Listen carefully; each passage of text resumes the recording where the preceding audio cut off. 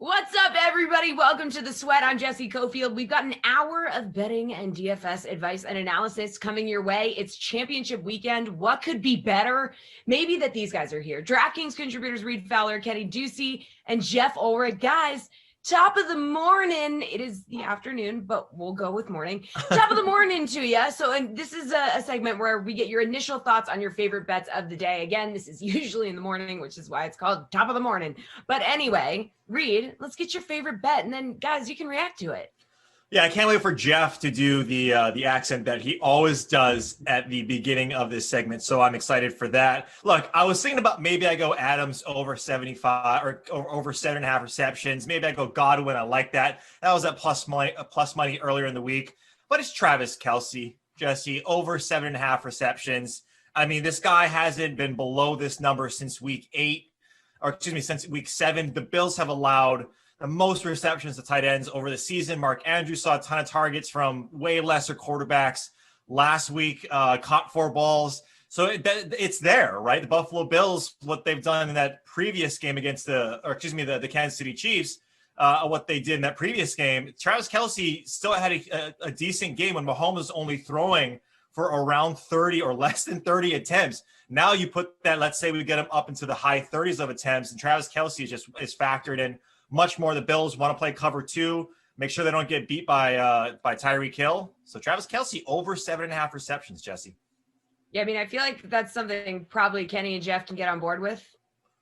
Yeah, I love this. I mean, I have a Kelce prop tucked away in my jacket pocket, which I'll pull out in a second. But yeah, Reed, I love this. I mean, the Kansas City Chiefs offense, everyone looks at them like you look at the last game that they played, right, the fourth quarter. Like everyone thinks that this offense is built on chunk plays because they have the fastest guy in football and Kelce. But really, this offense is built around short passing and running. And Kelce is a guy that just like, almost, it's like a meme how many times he gets exactly 8 catches in a game, Reed. So I do love this. I think he's going to be super involved here. I think he's had exactly 8 catches in like over half of his games this year, which is insane. So I think he'll definitely hit this with ease for sure. I mean, I don't really care what the KC offense is based around. Buffalo just does not cover tight ends. They almost lost to the Colts because Jack Doyle just went off against them. So yeah, Travis Kelce over everything. I'm down with it. Geoff, it's actually, I guess, still morning for you where you are. So top of the morning to you. Hit us with your thoughts on your favorite bet of the day. It is, Jesse. It's the morning here still where I live. So top of the morning to you two. And look, I mean, this Green Bay line, what is going on here? Tampa Bay is down Antonio Brown. They're down Anton Winfield, one of their best defensive players now. You're going into Lambeau Field, the frigid Lambeau Field. You're going to take all these Stelderen, Florida Central Florida, whatever, Florida guys, and put them into a frigid Lambeau Field. And you're telling me the Packers only deserve 3 points? You're basically telling me the Packers are even in this spot with the Tampa Bay Buccaneers. The Packers, who are 6-3 against the spread at home, they've lost once. They're 8-1 at home this year. And you're telling me that Aaron Rodgers, playing MVP, only deserves 3 points as a favorite here. Give me a break. Take the Packers -3. I would actually say you should be taking the alternate line here. You should be going up to -6.5 because at -6.5, you can get the Packers for +165 on the DK Sportsbook. I like going to the alternate line. Green Bay is going to win this by over touchdown, in my opinion. This is a terrible spot for the Bucs coming into Lambeau. Green Bay has the better run game. They have the better everything right now, in my opinion. I think Green Bay wins this big. -3 Green Bay. It's disrespectful. Take it. I mean, Kenny looks like his head's going to explode. The better run. Who cares how good their run game is? This is the #1 rushing defense in football, and now they have Vita Vea back. I don't care. They have Antoine Winfield. Also, are you really going to bring up the weather? Do you remember Tom Brady's famous victories in the snow with his buddy Rob Gronkowski, both of which are on the team? Oh. Mike Evans, this guy is an absolute gamer. This guy could play in 30-mile-an-hour wind gusts. Is Bill Belichick going to be on the sidelines telling Tom Brady what to do every play? I don't think does it matter if Bill Belichick hanging out with Steve Buchanan. Look at what's been happening all season long without Bill Belichick and without the weather advantage. I mean, this team went into Washington, D.C. Is that a warm climate at this time of year? No, it's not. And they beat one of the best secondaries in football handily. I'm not worried about the weather in this situation. What I would be worried about is betting on the Packers here against this front seven. Devin White, no one's talking about how good Levante David has been, okay? Or, everyone's talking about Devin White, about the performance last weekend, but Levante David and Devin White, you combine that with Shaq Barrett on the edge, JPP, Sue, now Vita Vea. I mean, this front seven is daunting. They're going to stop the run. They're going to force Aaron Rodgers to pass. And this defense, Aaron Rodgers was sacked 4 times through 2 of his 5 picks against the Buccaneers defense earlier this year. I love the Buccaneers here. I will say Brady is 61-9 in games below 40 degrees. Yeah. Okay. So I'm going to couple of things. Jesse's expressions when Kenny was turning blue in the face were fantastic. Number one, same color as her headband and her blouse there. So that's number one. Love it. Number two, I'll throw some numbers at you, Jesse and Kenny, because I'm with Geoff here. This is absurd. The Packers have covered 12 of their last 15 games in which they've been favored by fewer than a touchdown in Lambeau. 22-9-1 ATS. Green Bay is at home in December and January since our boy A-Raj's rookie season, and that number moves to 13-3 when the spread is a touchdown or fewer. So you want to pull all those numbers, and I get it. The front seven is great. I love Tampa Bay front seven, but we touched on it in our earlier show, Kenny, that when he's blitzed, he's not that bad of a quarterback. 18 touchdowns, 4 interceptions. His attempts are around 8 yards per attempt, and your lovely PFF grade that you love to spew out about DBs and QBs and wide receivers, his grade is 90. So he's literally one of the best quarterbacks against a type of offense like this. The one thing, to your point, is the only bad game that this guy has had was against this team, right? I would think that Matt LaFleur and Aaron Rodgers can figure it out from that last game to say, maybe we shouldn't do the same exact things that we did that last game. So yeah, like the bar sequence in Good Will Hunting, and I'm Ben Affleck, and Reed's like Matt Damon. How do you like them apples, Kenny? I got my smart guy over here. Fowler focused football to back me up. All right. It is cold at Lambeau, but it's heating up in here. Kenny, top of the morning to you. Let's get your favorite bet and see the fire flames that come out from this, because I'm sure these guys are going to disagree with you. Yeah, I'm like Charles Minor. I've been up for a while. I mean, these guys are getting me all riled up here. I can't talk about this game anymore because I'm going to go on for 5 minutes. So what I am going to do is I'm going to give you my favorite bet of the day, and it's in the other game here. Travis Kelce, anytime touchdown score, -125 on the DraftKings Sportsbook. This is stupid odds, right? If he were a running back here, if this is like Alvin Kamara to score a touchdown, right? It's like -230. This should be -200. Travis Kelce has only gone 5 games this season without catching a touchdown, and he's had a touchdown catch in 5 of his past 7 postseason games. One of those, he had 3 touchdown catches. So he is good for a touchdown every single time that he steps on the field almost. He is force-fed the football. Mahomes made him the offensive player of the year this season. Travis Kelce is going to have another huge game, as we've all documented, and that includes getting into the end zone. He is one of the most targeted receivers in the red zone in football. He ranks top 10 in that metric. Tyreek Hill actually also up there as well for the Kansas City Chiefs, but this is a great price on a guy that's sure to catch a touchdown pass. -125. Give me this all day long. All right, Reed, Geoff, quick reaction. Yeah, I mean, like Geoff mentioned earlier, like I mentioned in my best bet, I mean, over on everything Travis Kelce. It's hard to go against this guy. He's one of the best. Only argument against it would be that I'd probably rather just take the over on the receptions and yardage, because touchdowns tend to be more variable, but it's really not that bad a price. Like Kenny said, he's been hitting this. He's gone 5 games without a touchdown. So these odds actually don't even look that bad comparatively. I'd probably rather take the over receptions, but that's just me. All right, guys, good stuff. Put it on the board is next. Can't wait for Geoff's drawings. In the meantime, here's Pat Mayo and the Athletics' Jake Seeley breaking down some of their favorite plays on the slate. You're going to have to take a complete jabroni or two in your lineup. Like, that's just the case this week, unless you play. I do have one I really like. Well, that's good. Who is it? Tell me. I need to play this guy. Well, I wasn't sure how you were doing the show this time, because there's 2 games, but we're just throwing against the wall here. So it's in the same game. My flyer is Tanner in the Hudson. early game, which I really it's just I really like on the other side of the ball. Equinemius St. Brown. No, but it's also somebody with a long name. So there you go. It's Marquez Valdez-Scantling, because Tampa Bay this year, if you're on paper, if you're looking at them, been more susceptible to the slot wide receivers. Russell Gage beat him up twice. If you look at it, Marquez Valdez-Scantling spends time in the slot. And then, as we know, because he doesn't run like a pure slot like a Scotty Miller. He doesn't run those kind of routes. He's that similar to Michael Thomas, where he's running a lot of those seam and go routes out of the slot. And as you've mentioned time and time again, all it takes is Valdez-Scantling catching 2 passes because he's got that Marquise Brown big play upside, but he also works out of the slot, which is great for the matchup. So I think Marquez Valdez-Scantling at 3,900, that's one I'm going to have a lot on my teams. Okay. If we weren't concerned about a popular build, we just wanted to play the best plays, what do you think the best plays of the week are? Like if you were going to take one quarterback and pair him up with someone, who is it? Is it Josh Allen and Stefan Diggs? Because I think that's where I would lean.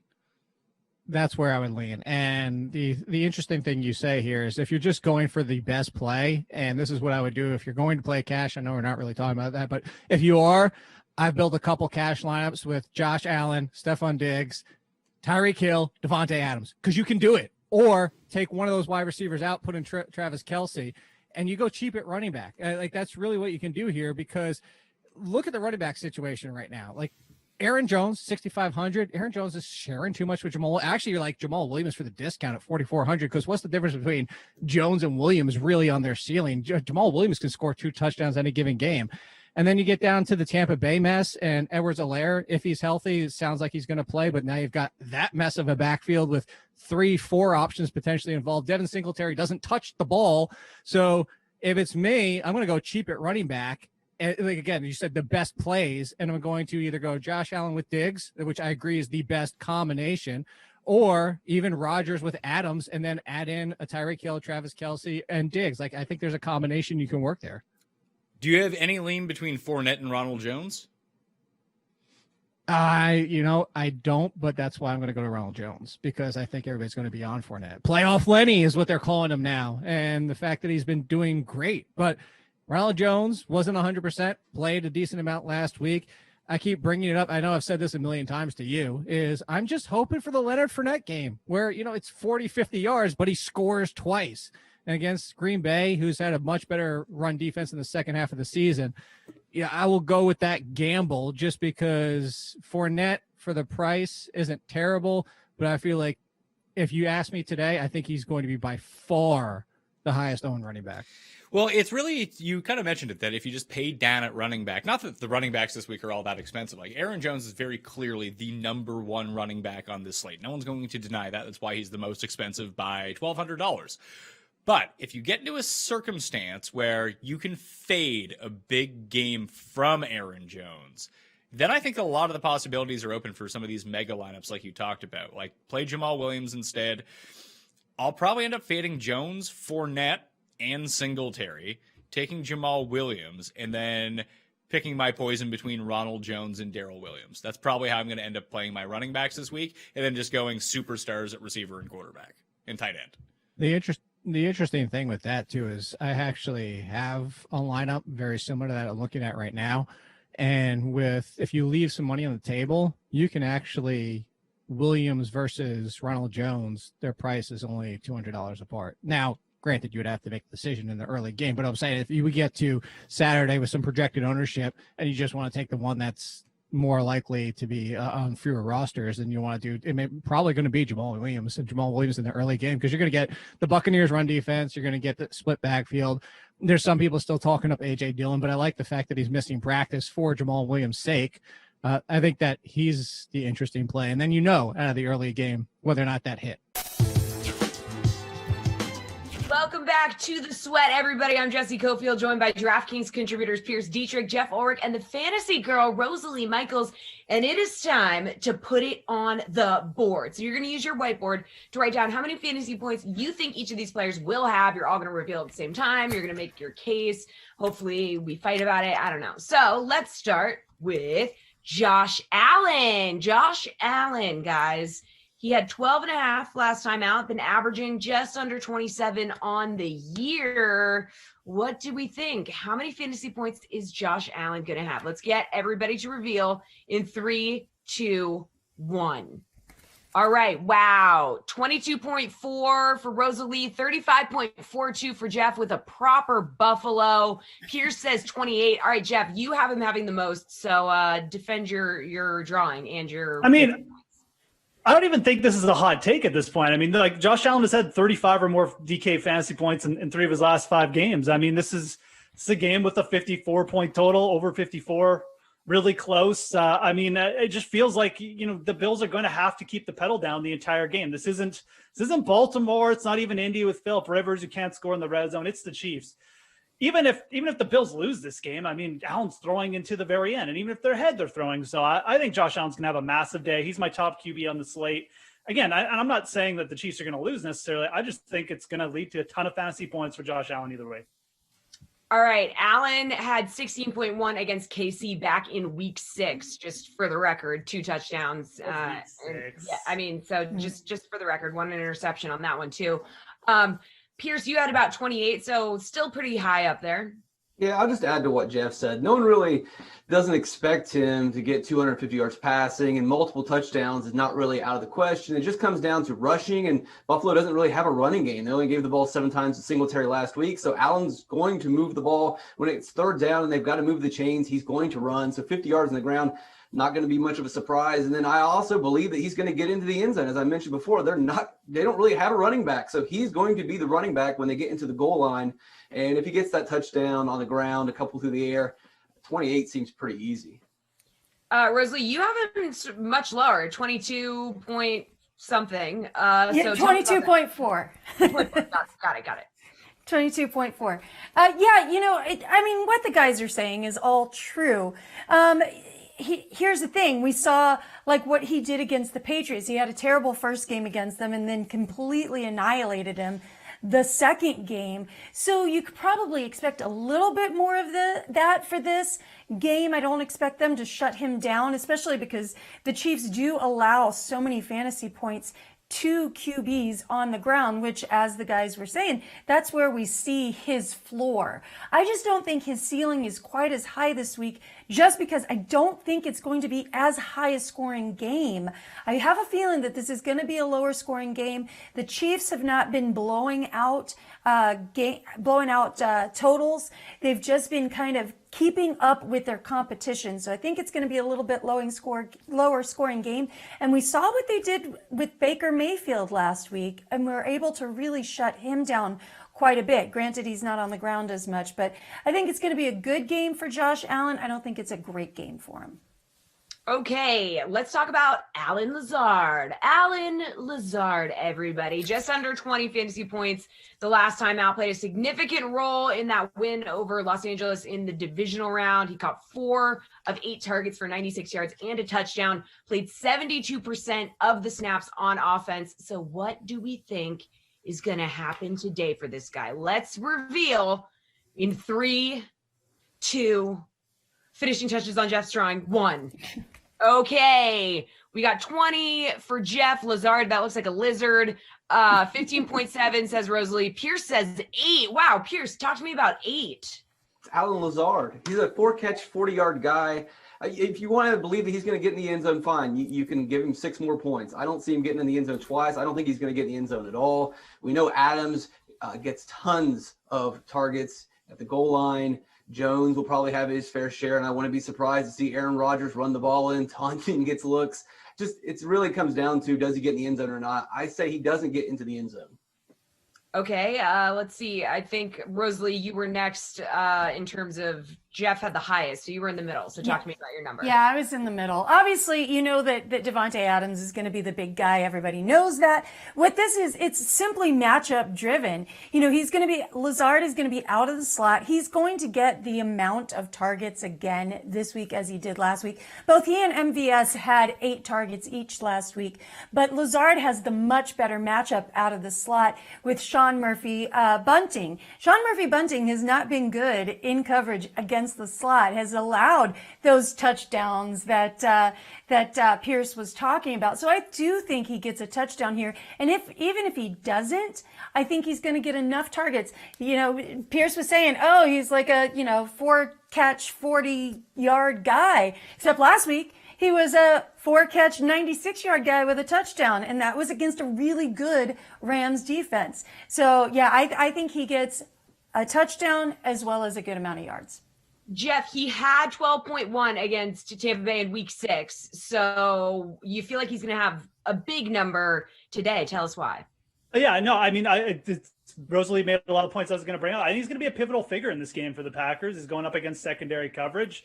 I think the Bucs are going to do everything they can to at least limit Davante Adams, and we saw what happens when teams do that last week. Aaron Rodgers will burn him. So I look, Pearson's right. His floor is like 8 points. I mean, he's very much a bust candidate, but Aaron Rodgers likes him. He pushed Allen Lazard into the starting lineup last year. Allen Lazard's healthy again. I think he's just going to be a pivotal figure in this game, and I could see him getting into the end zone again in a similar type of situation as last week. All right, guys, let's move on to Leonard Fournette. Leonard Fournette. He rushed 17 times for 63 yards, secured 5 of 6 targets for 44 yards, and a touchdown in that win over the Saints. That was good for 21.7 fantasy points. So how many do we think he's going to have today? Let's put it on the board and reveal in 3, 2, 1. All right, Rosalie says 10.1. Pierce says 16. Geoff says 8. So, a sad face. Geoff, explain why you think he's going to have so few fantasy points. Look, Uncle Leo's season is over, okay? You've got a guy who's played in Jacksonville and Tampa Bay the majority of his career, who's really, kind of a one-dimensional runner. Now he's coming into the frigid cold in Green Bay. Everyone knows what's coming. They're going to try and run up the middle a little bit on this Green Bay defense, who's been actually quite improved against the run over the last, at least the end of the season. They at least have not been as bad against running backs. I think Leonard Fournette gets stood up here, and I think that the Packers D-line really comes to play and puts a lot of pressure on Brady to win this game late. I think it's going to lead to a poor game for Fournette. So I just see this as a spot where, Fournette coming in with a couple good games, people are going to get a little bit overexcited. I don't see it personally. I think the Packers defense is getting underrated here. And again, I think the conditions are going to have a big part to play with it. Rosalie, you only had him having 10, I think, right? So just only a few more. Yeah. It has to do with Ronald Jones. I mean, last week, Ronald Jones was active, but he was still, kind of banged up. This week he logged full practices. So I think that this is going to be kind of a split kind of carry situation. It's going to go to the hot hand. It's going to go with whoever's most effective. And Ronald Jones has been effective against this Green Bay Packers defense previously. Put up 2 touchdowns and a lot of yards the last time they met. So I think it has less to do with Fournette and what he's going to do, and more so with the fact that Ronald Jones is going to be in there as well. And I think that there's going to be split of those fantasy points at the running back position. Cam Akers did pretty well last week, 20 fantasy points to the running back position, and was able to get about 5 yards per carry. So it is still doable. I know that people are a little bit happier about that Green Bay Packers run defense, but I don't think that he's going to get enough touches. Pierce, you have him having quite a few more than these guys. So defend your fantasy point projection. Tampa was able to move the ball on the ground against Washington, a good run defense. And then last week, they had 120 rushing yards against one of the best rush defenses every single year. And the Saints, I would imagine if their game plan has been to run the ball in the first 2 games, now facing a Green Bay team that does not have a good run defense, they're going to stick with that plan, especially on the road, trying to play it conservative, just stay in this game. I know that the volume is going to hurt a little bit, but I think he's going to get at least 50, 60 yards on the ground, get a handful of catches just like last week, and he'll get the 16. All right, guys, skipping down to John Brown for our last one. Got to be a little quicker on this one. So he caught 8 of his 11 targets for 62 yards during that win against the Ravens. What do we think is going to happen for this guy today? So that was good for 14.2 fantasy points his last time out. How many is he going to have today? Let's reveal in 3, 2, 1.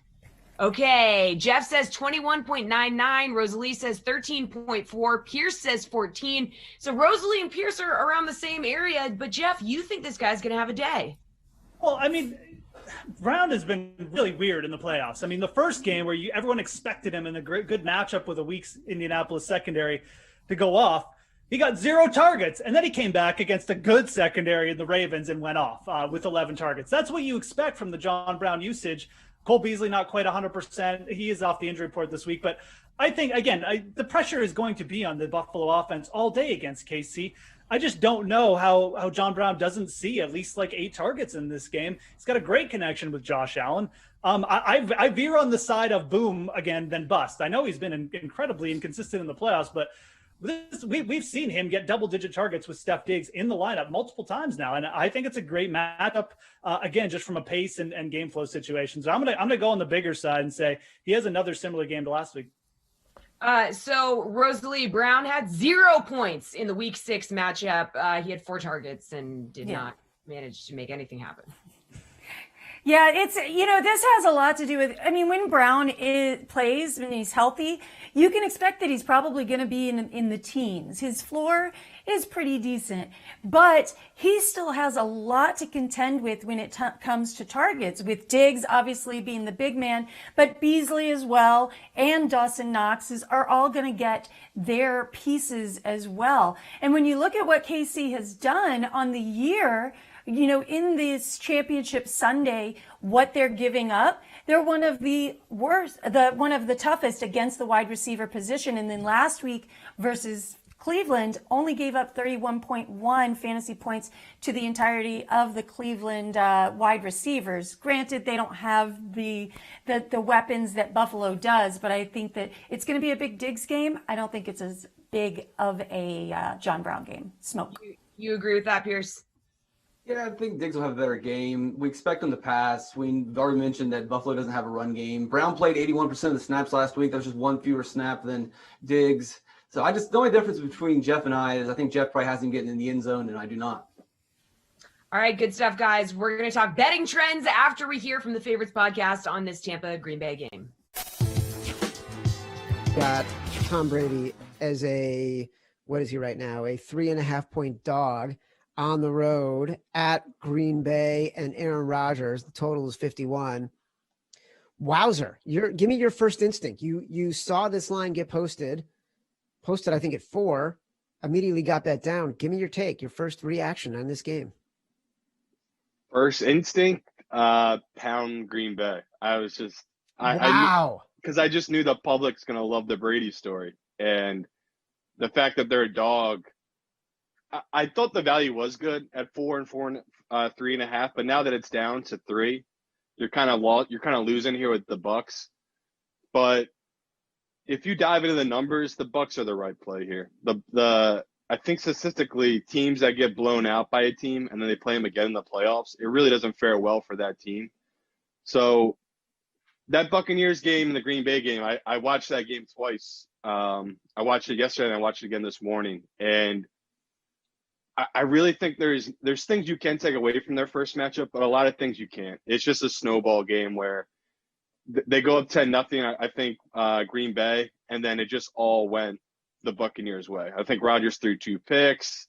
They had a couple fumbles. Brady was just on target every time he was throwing deep. I think my initial gut here was to take Green Bay is because it's the cold, man. Like, we'll talk about totals and things like that, but this is a week where both these cities, you have to wait on these totals because Kansas City can get a blizzard in a day. We know the deal with Green Bay. It's called the frozen tundra. It could be 20 degrees there for all we know when this game kicks off. And all these things predicate to Green Bay and the under. Green Bay, we know their defense can make stops. Where I talked last week, this New Orleans defense, they really couldn't make stops. So we knew the Bucs were going to put up points. Where we've seen it play out here with Green Bay. They have a defense that can make big plays. And it's going to be such an interesting matchup where exactly what you said. I know everyone's looking at this Chiefs and Bills game as the marquee matchup. I just love this game more because these are 2 quarterbacks that have been in our lives now for going on 20 years with Brady and going on 15 years with Rodgers. So it's just one of these relationships where it's like, it was painful watching Breeze in that game because we all know what Breeze is. Breeze is a first ballot Hall of Famer. Guy can't miss. I mean, he is one of the best arms ever in the league. And you just saw his age catch up to him in that game. He could not get the ball 10 yards downfield. And we're looking at Brady, who's reversed age. He's Benjamin Button. And I think I just have to play the numbers and trust that an old QB going from Florida, playing Green Bay, how do you not take Green Bay at 3? The value is on Green Bay because I had this number at 3. So 3.5, I'd be sitting here telling people to take the Buccaneers. So I know it sounds kind of stupid, but you're just playing the value number. Same reason last week we talked late Sunday night and you said, are you taking the Buccaneers here just value of something you saw? And I said, it's just pure value. Like you can't get all my data in just one night right after the games. It was just pure value play. The Buccaneers were +4 against the Saints. I said that number should have been 3. And then the late movement in that game was all about Tyson Hill, Murray being out. That's why that number dropped because that is you can say what you want about Tyson Hill for the Saints. But that guy, every time he runs it, he gets like 7 yards at a time. He was a big player for the Saints there. And you saw that really hurt them in that game where they couldn't put the game away. They were up 20-13, and they couldn't put the game away. So this is another game where I think it's going to settle now at 3, just like this Bills and Chiefs game has been fluctuating from 3 to 2.5. It's just one of those where the books are just taking feelers. Because the most you can bet right now, these books, is $1,000. Like, they're not taking big bets. They're just letting people put out feelers and just seeing how they can move the number to get the most action. You are watching The Sweat, a show we bring to you every NFL Sunday. I'm your host, Jessie Coffield. Joining me are DraftKings contributors Pierce Dietrich, Kenny Ducey, and the fantasy girl, Rosalie Michaels. Guys, it is time for trendsetters. So which betting trends have caught your eye for Sunday's championship games? I'm going to get your trend. Everybody else can react to it. So Kenny, why don't you start us off? Not so much a betting trend, but a trend that will affect betting, Jesse. The Buffalo Bills are 28th in total pace this season, running a play every 28.65 seconds. The Kansas City Chiefs are 22nd in pace in the second half of games. And when they are trailing by a touchdown or more, they are 26th in pace. So when you think about the game script here, right, you expect the Chiefs to be out in front, and rightly so, right? And the Buffalo Bills, when they've been trailing, when they've been up, it doesn't matter. They're running it's been a very slow offense, right? I expect the Chiefs to run the football a little bit more now that Clyde Edwards-Helaire is back, and will continue to be a slower-paced team. And even if things go south for them and they are trailing, they still are not going to try to play catch-up really quick. This is not an offense that relies on chunk plays as much as we may think. So I think the under is a very good bet here, all things considered. But considering the pace of both teams and the fact that really you're getting two halves of slow football from the Bills, one half of slow football from the Chiefs, that's 3/4 of the game is going to be very slow. I think that the under is a really nice player at 54.5 points. It's climbing up, and it's very high. Pierce, Rosalie, either of you feel very strongly about that? Well, first of all, if Buffalo gets up early, then the whole theory goes out the window. Second of all, we don't know if Helaire is healthy or not. And then the other thing is Buffalo doesn't have a run game anymore, so it's hard to look at a lot of those stats. And even Kansas City's run game's not that great, and they run the ball, 23rd most in football. We could easily see these teams passing a lot, and so when an incomplete pass happens, it stops the clock, so it kind of messes up that whole pace of play thing. I think there's going to be a lot of passing and a lot of scoring. I think this one's going over. Rosalie, any take on this one? Well, I already said earlier I didn't think it was going to be as high a scoring game as people are predicting. So I actually agree with Kenny on this, which is kind of weird. I don't think I've ever done that before. Look at you two getting Except along. for on Ezekiel Elliott. That's really it. Anytime I bring up the Cowboys, we're both in agreement. All right, Pierce, let's get your betting trend. Well, I'm going to go with an under as well, but I'm going to go with the other game. I'll take the under 53 in the Green Bay game. If you look at Green Bay's defense over the last 7 games, they've held opponents to 17 points per game. Tampa's defense struggled a little bit to close out the season, but they were dealing with injuries. They seem to be in regular form now. Last week, they held the Saints to just 20 points in the Dome. That's pretty impressive. They blitzed Breeze 17 times. And if you look at when Tampa basically blew out Green Bay early this season, they blitzed Aaron Rodgers 17 times. He's under pressure almost 30% of the time. We know that Tampa won't really have much of a problem stopping the Green Bay run. It's just a matter of Tampa's defense versus Rodgers, and I think they're going to bring a lot of pressure, and they might put up some points, but Green Bay is just not going to easily move the chains throughout the game, and this thing goes comfortably under the 53. Rosalie, Kenny, what do you think? I don't think it goes comfortably under. I don't hate the under here. Again, it's a snow game, but both of these guys are really, really good in these cold weather games. This is not Tom Brady from Tampa Bay going to play in Green Bay and not knowing how to play in the cold weather, right? This is where he thrives. His record in these types of games is really, really good. So yeah, I think it'll still be up there. I think it's the higher scoring game of both because they're still going to throw the ball. They're still going to throw the ball. It's Aaron Rodgers. He's going to get it to Davante Adams. It's Tom Brady. He's still going to throw the ball to his myriad of receivers there. So I like the under, but not by a lot. Kenny? I actually like the over here. Tampa Bay's last 5 games, 30 points in all of them. And when you think of, or close to 30 points, right? When you think about the way that this Packers defense defends as well, 14th in weighted DVOA, not very good. clearly something that Tom Brady can exploit. And when you think about the way that they're going to be able to compete in this game, it's with the secondary, the tertiary options on Tampa Bay's side, right? Because Tom Brady is going to go up against Jair Alexander, the top corner in football. So he's going to eliminate one of his options. But the great thing about Tom Brady is he has made stars out of pretty much everybody, these no names throughout his career. Tyler Johnson and Scotty Miller, two great, the biggest plays of the game last week, right? I think that he had success against this Packers defense. And then on the other side, you come back with the Packers. What are you asking them to get? I mean, Reed or Pierce threw out the 17 points per game. Like, yeah, okay, 17 points, 20 points. That's all you need for your over. So I like it. I like the over here. All right, Rosalie, let's get your betting trend. Well, I know a lot of people are taking the Bills +3. But just simply because the Chiefs have been terrible against the spread, but they have not had a spread this low but twice this season. When you look at all they had -2.5 against New Orleans and they won by 3. So they did beat that spread. And then they had +3.5 against Baltimore and they won by 14. So they beat that one as well. So yeah, they've been terrible. Bills have been really good, but this point spread makes a difference because they're not favored by a lot like we're used to them being favored by. So I think that they do keep this game close. I think that they win it outright, and I think they can win it by more than a field goal. So I like the Chiefs -3. How do we feel about that, Pearson Kenny? Yeah, I'm right there with Rosalie. It's just that we haven't seen these low spreads for Kansas City. And if a game is just a one-score game and Patrick Mahomes has the ball at the end of the game, then I just think you're going to have a hard time stopping him with that offense, especially playing at home. So I got to go with Kansas City covering the spread. All right, Kenny, what do we think?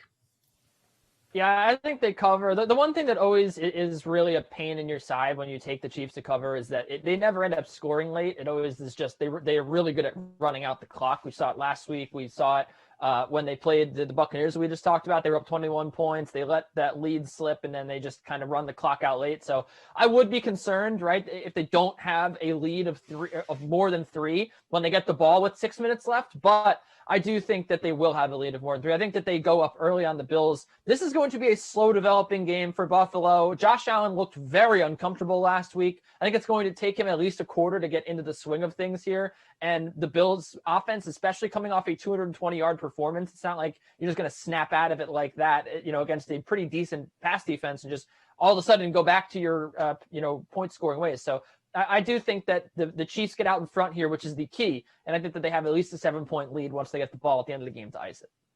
All right, thanks, guys. Reed and Geoff will be here to debate hot takes after the KFC Sunday Showdown with Geoff and Bukes.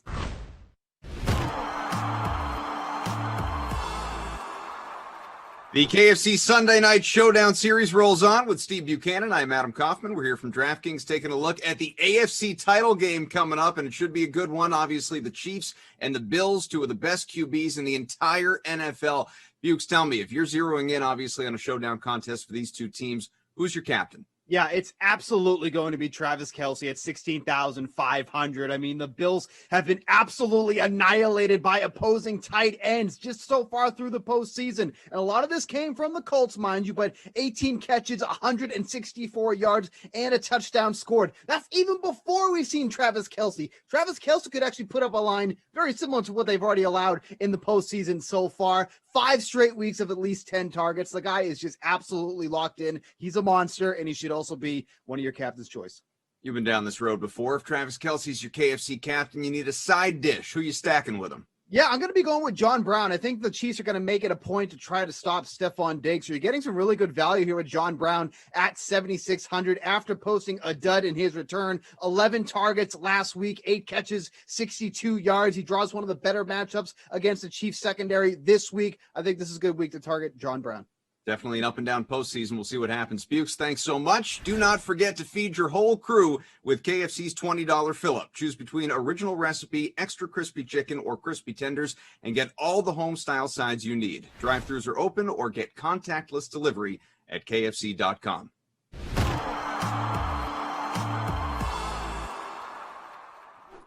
Listen up, guys. You can keep track of DK's biggest contest by following along with DraftKings Leaderboard Live right here at kickoff of the Packers and Bucks. This live stream on Twitch and YouTube is going to keep you up to date on all the big plays, injuries, everything on Championship Sunday. And our DFS analysts are going to break down the impact of those plays on the big DK contest, like our 4 million conference Clash Millionaire today. So follow along all day throughout both games, and you can find out who's going to become a millionaire. It all gets going with Emerson Lossie and Geoff Ulrich once Tampa and Green Bay are underway, but that is then, and this is now. So Reed, Fowler, Geoff Ulrich are here with me right now to chase or fade some hot takes. So I'm just going to kind of throw it to you guys and let you guys have a little fun and yell at each other, and I'll just sit back and relax.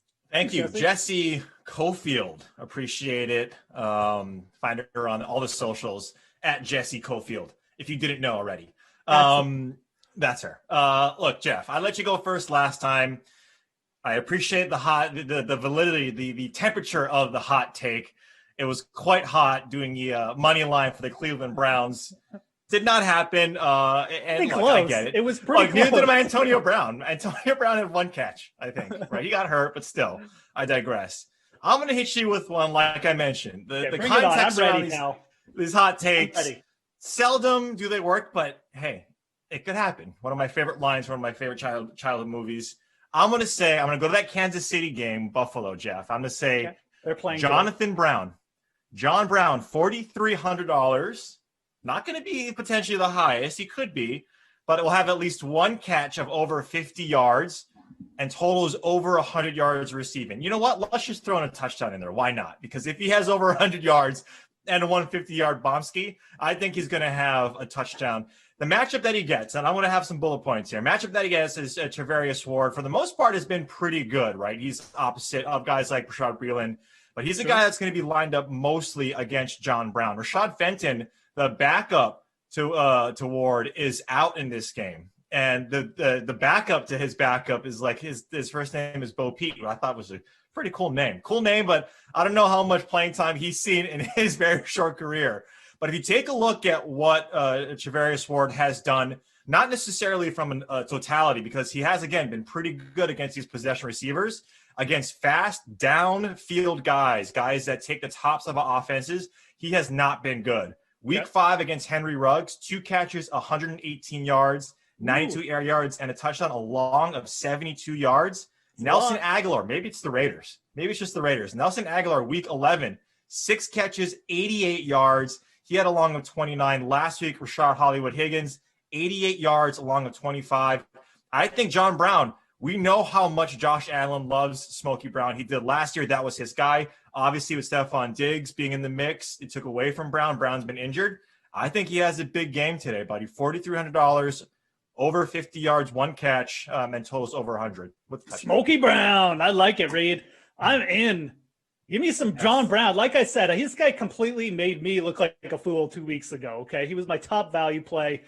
But look, all these stats, they're great. I mean, I was just going to say, well, they're going to try and shut down Steph Diggs. So ipso facto, John Brown's going to have a big day. But this is why you're Fowler's focus football. Thank you. Again, you're my Matt Damon to my Ben Affleck. So, I mean, you bring all the nerdy stuff that I need to really get through life here. So this is perfect. I am actually very, very down with this play. I think John Brown is going to have a big game because, Kenny brought up some good stuff about the under. We like Kenny. Yeah. It was informational, but he's fine. Again, I think this game, Buffalo is such a good, fast-paced starting team. I think they're going to put Kansas City on their heels, and I think this game's going to see a lot of passing. And I think, again, one of the sort of things that happen because of that is that John Brown is going to end up being, probably seeing one of those 10-target games. So I'm pretty big into him this week. I really like to take, let's just throw in, we'll say rushes for 30 yards too. Let's just make it the full meal deal here for everybody. So it's a good hot take though. I'm fully in agreement. I really like John Brown as a play. I think you stack this Kansas City Buffalo game as much as you can versus the other one. So I know we're supposed to be arguing and fighting, but I like this play too much to say anything bad about it. And you know what? I really appreciate you bringing all the stuff. This is a good hot take. This isn't one of those, I think John Brown's going to have 5 catches for 50 yards. 3 easy payments of $19.95. You also get a subscription to Fowler Fantasy Focus, Football Okay, Fan, but whatever we're wait, calling I'm it. sorry. Can I just interject really quick and just add one thing, which is that Brown's longest reception of the year is 46 yards. I'm just saying. And that's why, and that again, Jesse, I'm glad you brought that up, because if his long was like 70 or over 50, the hot take would be lukewarm, right? It'd be like, oh, he's kind of already done this already. Yeah, you're right. This is you're no coward, Reed. This is a hot take. Right. Trust me, I've got a lot of hot Jesse takes is wrong in very my familiar time. with cowards, working with Emerson all the time. So Obviously. Yeah. Excuse me, Fives. A 10 is speaking. So if we could please. Okay. let So that- if you No, could, I'm just kidding. yeah, Earthlings, Jeff, go ahead. Okay. I'm going to the other game. So this has worked out perfectly. Again, Reed and I make a perfect duo. The Green Bay Packers. I've already told you that I think they're going to win this game big, but let's talk about how the fantasy implications here.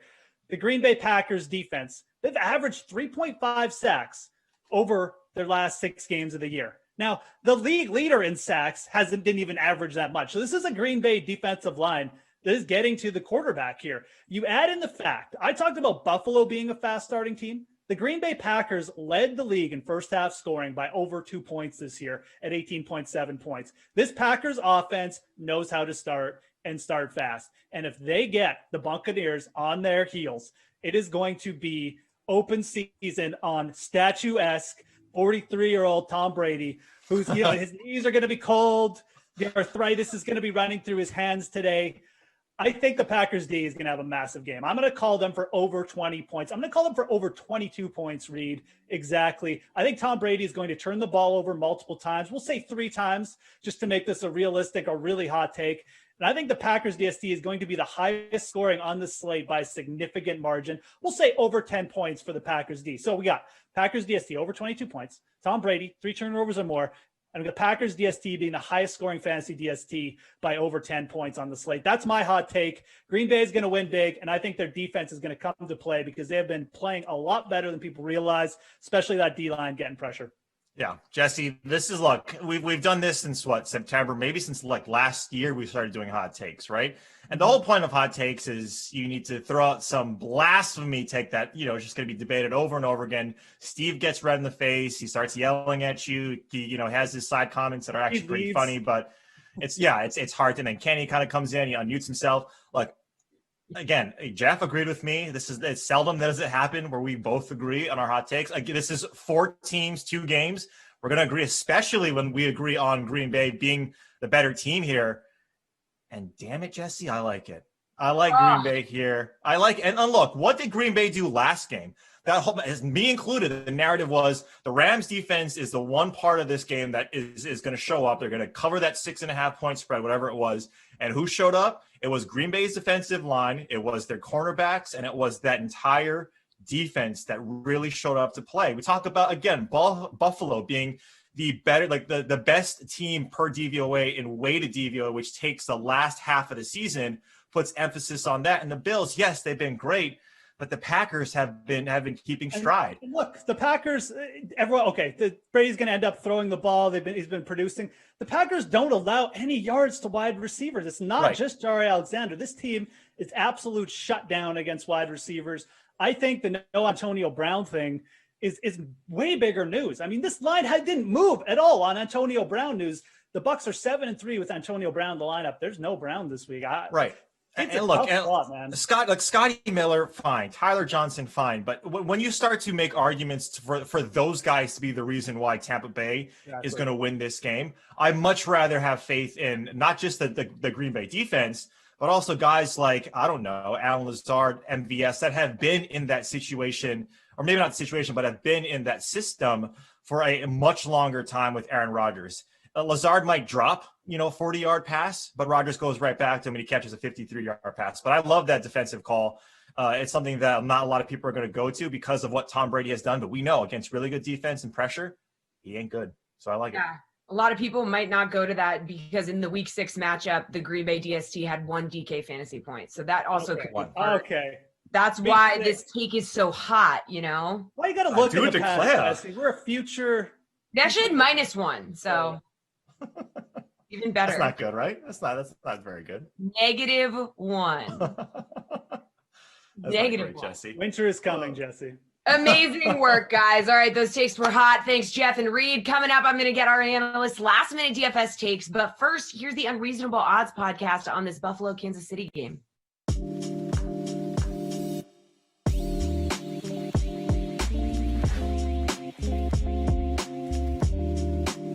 So for me, I like the Chiefs to win. Can they cover -3? I'm thinking about it way more than I feel like I should be. What do you think, Alan? Let me tell you this. There's one team left in the NFL playoffs that holds the worst red zone defense and has the worst point differential in the NFL since week 10. That's the Kansas City Chiefs. Yep. The Buffalo Bills right now are, if you just look at the data, they are head and shoulders way better than the Kansas City Chiefs at every angle. They're the most efficient team in the red zone. Josh Allen, I think, has thrown 43 touchdown passes in the red zone in his career. He's rushed for 24 and thrown 0 interceptions. Every single data point tells me that the Buffalo Bills are going to beat the Kansas City Chiefs. Now, here's the hard part. Patrick Mahomes, Tyreek Hill, Travis Kelce, those three alone can make up differences of a team that's better than them. Yep. So that's what gives me risk. But dude, you're right. I mean, everything that you said, those numbers in terms of betting, it's the worst in the NFL, 1-8 against the spread since that time. Like, they haven't won a game by more than 6 points since that week 8, right? Like, I do not trust them at all to cover a spread whatsoever. So I'm going to play Buffalo, and I'm going to put a little on Buffalo's money line because I think that they're the better team. But Kansas City probably wins this game. It's tough. It's so tough. And even looking at that over under.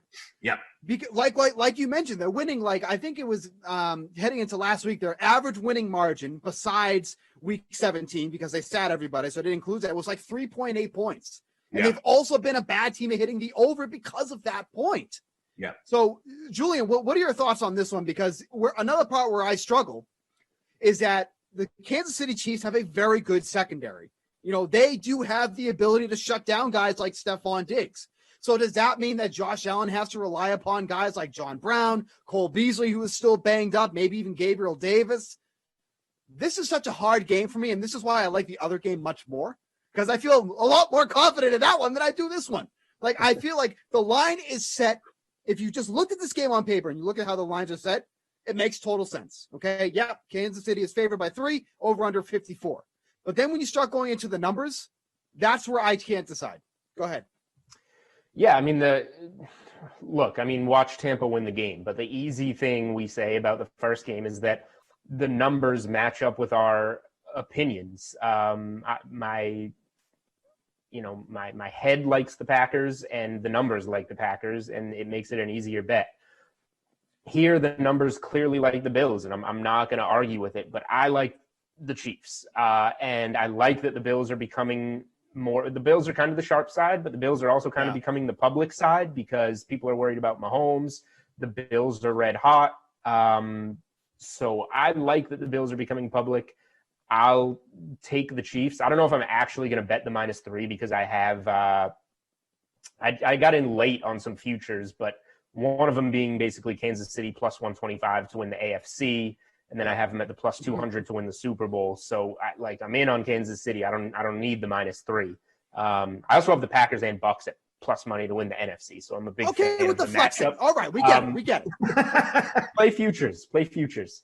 So look, I like that the spread is wrong. And the Bills have been doing very well at home with these fans behind them. Now they're going to go another place that has fans. That'll be a tough atmosphere in Kansas City.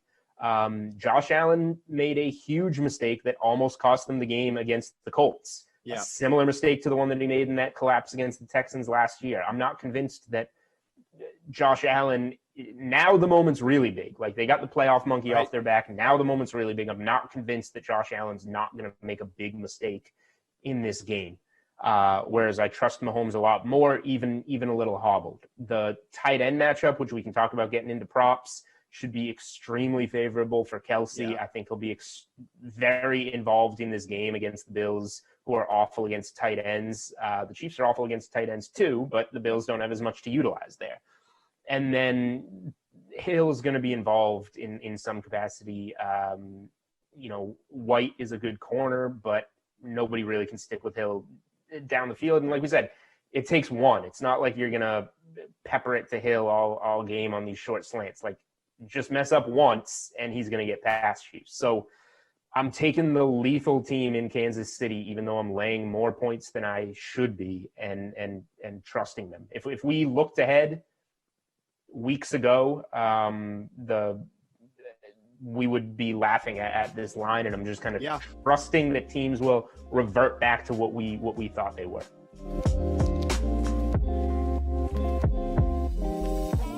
Closing in on Lineups Lock, and here I'm Jessie Coffield with DraftKings contributors Pierce Dietrich, Kenny Ducey, and the fantasy girl Rosalie Michaels, and we are working up a sweat. So guys, I'm going to get your last minute DFS takes for the Sunday slate. What are some things you might be rethinking right before lock here? Pierce, come on. What are you working up a sweat about? Stack the late game. I know Kenny and Rosalie like Green Bay a lot today, but to me, Green Bay's defense, Tampa's defense, they're going to show up, and the game's just not going to be a big-time scoring affair. Davante Adams will probably have a good game, but he doesn't necessarily have to be in your lineup. Meanwhile, you look at the Kansas City-Buffalo game, this thing could absolutely shoot out. Or Kenny thinks Kansas City gets up early. Well, we've seen this script before. Kansas City doesn't really close these games out very well. It gives up plenty of garbage points. Buffalo, maybe they work their way back into it, but Diggs can get some points. I think the big explosive games are going to be players from the Kansas City-Buffalo game, and you got to have a lot of exposure to that game. All right, Rosalie, your late take, please. Yeah, and maybe this is going to surprise Pierce, but I'm actually kind of rethinking things a little bit because, I mean, we just heard Reed and Geoff go off about Green Bay. This could be a Tampa Bay upset today. You know, you think about Tom Brady and you think about the things that he's done in his career and the fact that he's even gotten the Tampa Bay Buccaneers to this position, to a position to possibly break a record of the first home team to play the Super Bowl in their home stadium, right? This would be incredible. And we know that the Tampa Bay Bucs defense is going to put a lot of pressure on Aaron Rodgers. Aaron Rodgers, under pressure, not as good of a quarterback. And so, yeah, do I expect him still to do well? Yes, I do. But could Tampa Bay upset here? I think they could. All the sharp money is on Green Bay in this game. I'm seeing it over and over again. But when you look at the playoffs that Brady has played in these type of weather games, these cold weather games, he is 13-2. He is pretty dominant in those games. Yes, Aaron Rodgers is good in cold weather as well.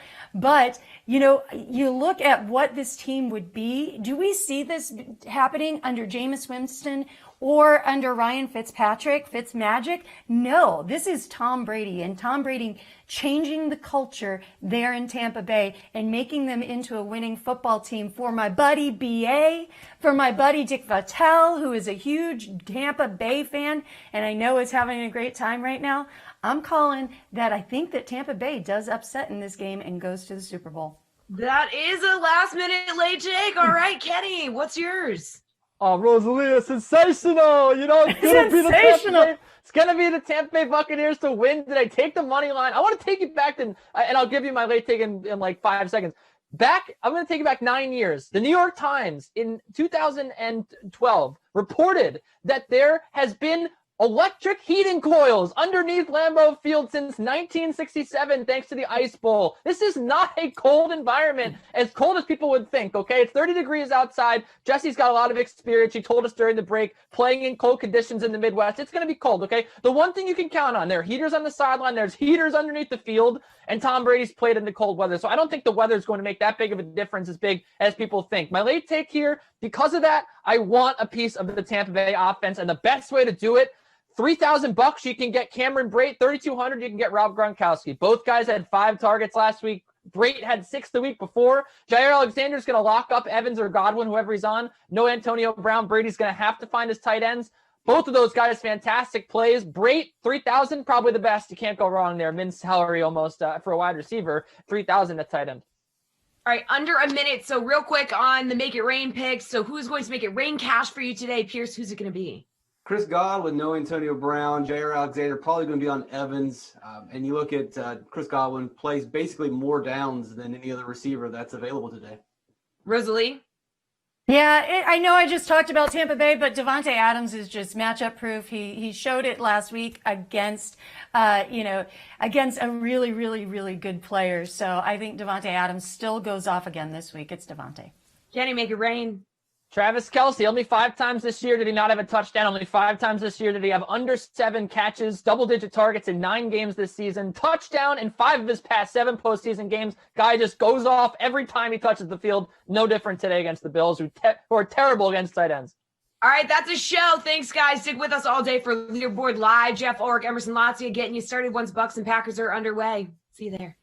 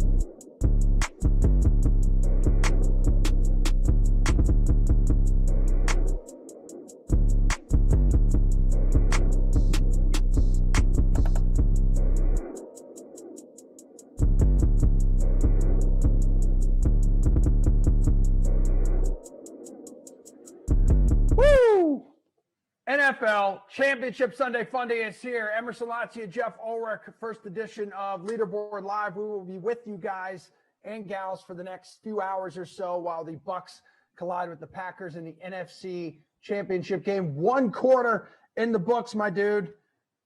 Whose ownership surprises you in the Millie Maker, as Tampa Bay has looked good in this one early on? Yeah, definitely. Let's start for Tom Brady and Tampa Bay offense, getting some third down conversions. Nothing about the ownership sticks out to me massively. I mean, Mike Evans coming in at 24% owned, is a little bit under-owned. Godwin only got up to 34.4% owned. So those Tampa Bay wide receivers, there's a bit of a discrepancy there, not a huge thing. I think the people who took the shot on Mike Evans, obviously, we're reading into the tea leaves that Godwin was probably going to be the higher owned. He's cheaper. He's more in the Antonio Brown type. But Godwin's caught a couple passes already too. So both those guys are producing. Obviously, Evans with the early touchdown is in front. I would say maybe the one that jumps out the most is Leonard Fournette. We knew Ronald Jones is back here. Ronald Jones has some ownership too at 30%, 32%. So both Tampa Bay running backs are well over 30% owned. We'll see how that works out, because one of those backs is probably going to be a big bust. I cannot see both guys just producing value here with, the Green Bay offense probably going to get off at some point. So I think that's one to watch. Fournette's ownership being up that high, a little surprising. Oh my God. Fournette on that opening drive had like 7 drops, I felt like. And then you were forcing Tom Brady to put on this third down clinic, was like 3 for 3 on third downs on that opening drive, as now Green Bay scoring a touchdown as we speak, my friend. There you go. MVS from Aaron Rodgers, so an extra point away from making it a 7-7 game here. This is what we do on Leaderboard Live, dude. Latest, greatest updates. Updates, but Aaron Rodgers, by the way, 30% owned in the Millie Maker. MVS 12.5% owned, so that could help some of these folks stand out. It's actually a good way to bring up MVS, because he's only 12.6% owned. Allen Lazard 22.2% owned, but right now MVS, the big play. He is the big play dude for the Packers. He's a sub 4.4 guy. This is what people wanted from him, to be that deep threat for the Packers. They needed it, man. Like, they absolutely needed it. That was the worst start ever for the Packers.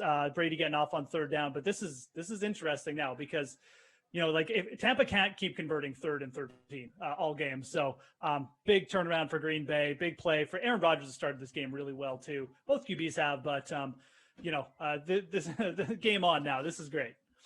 Real quick on the sportsbook side of things, was this a game you were feeling the over?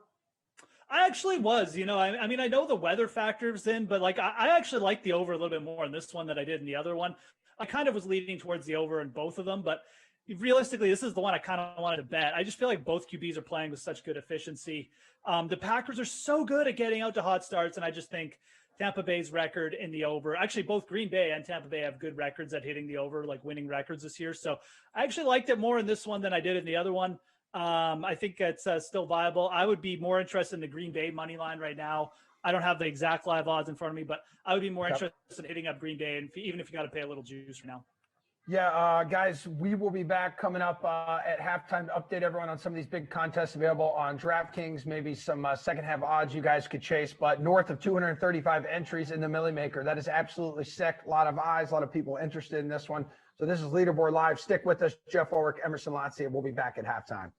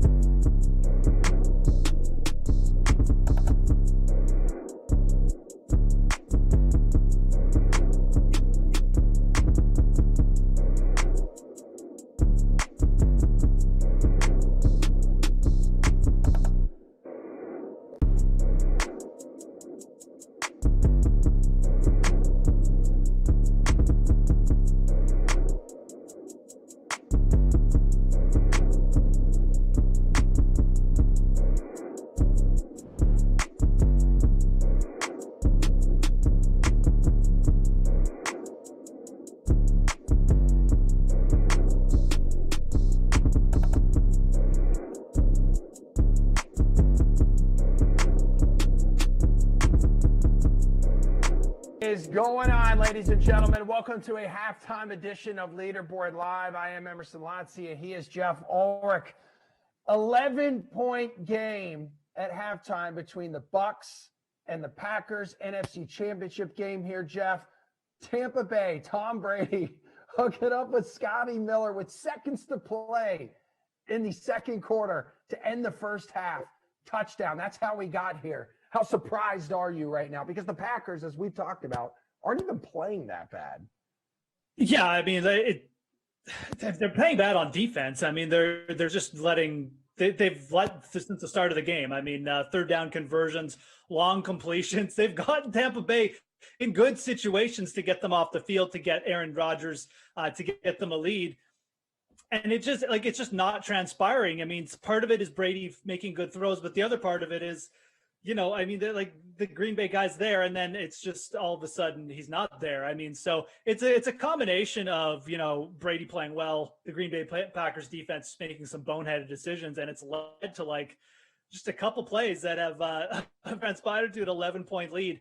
You can't fault, Aaron Rodgers and the Green Bay offense here. They've moved the ball. They've gotten them out of bad situations. They've even converted a touchdown, but we're still left here with an 11-point lead. I will say this game is not finished. I mean, Green Bay gets the ball first in the second half.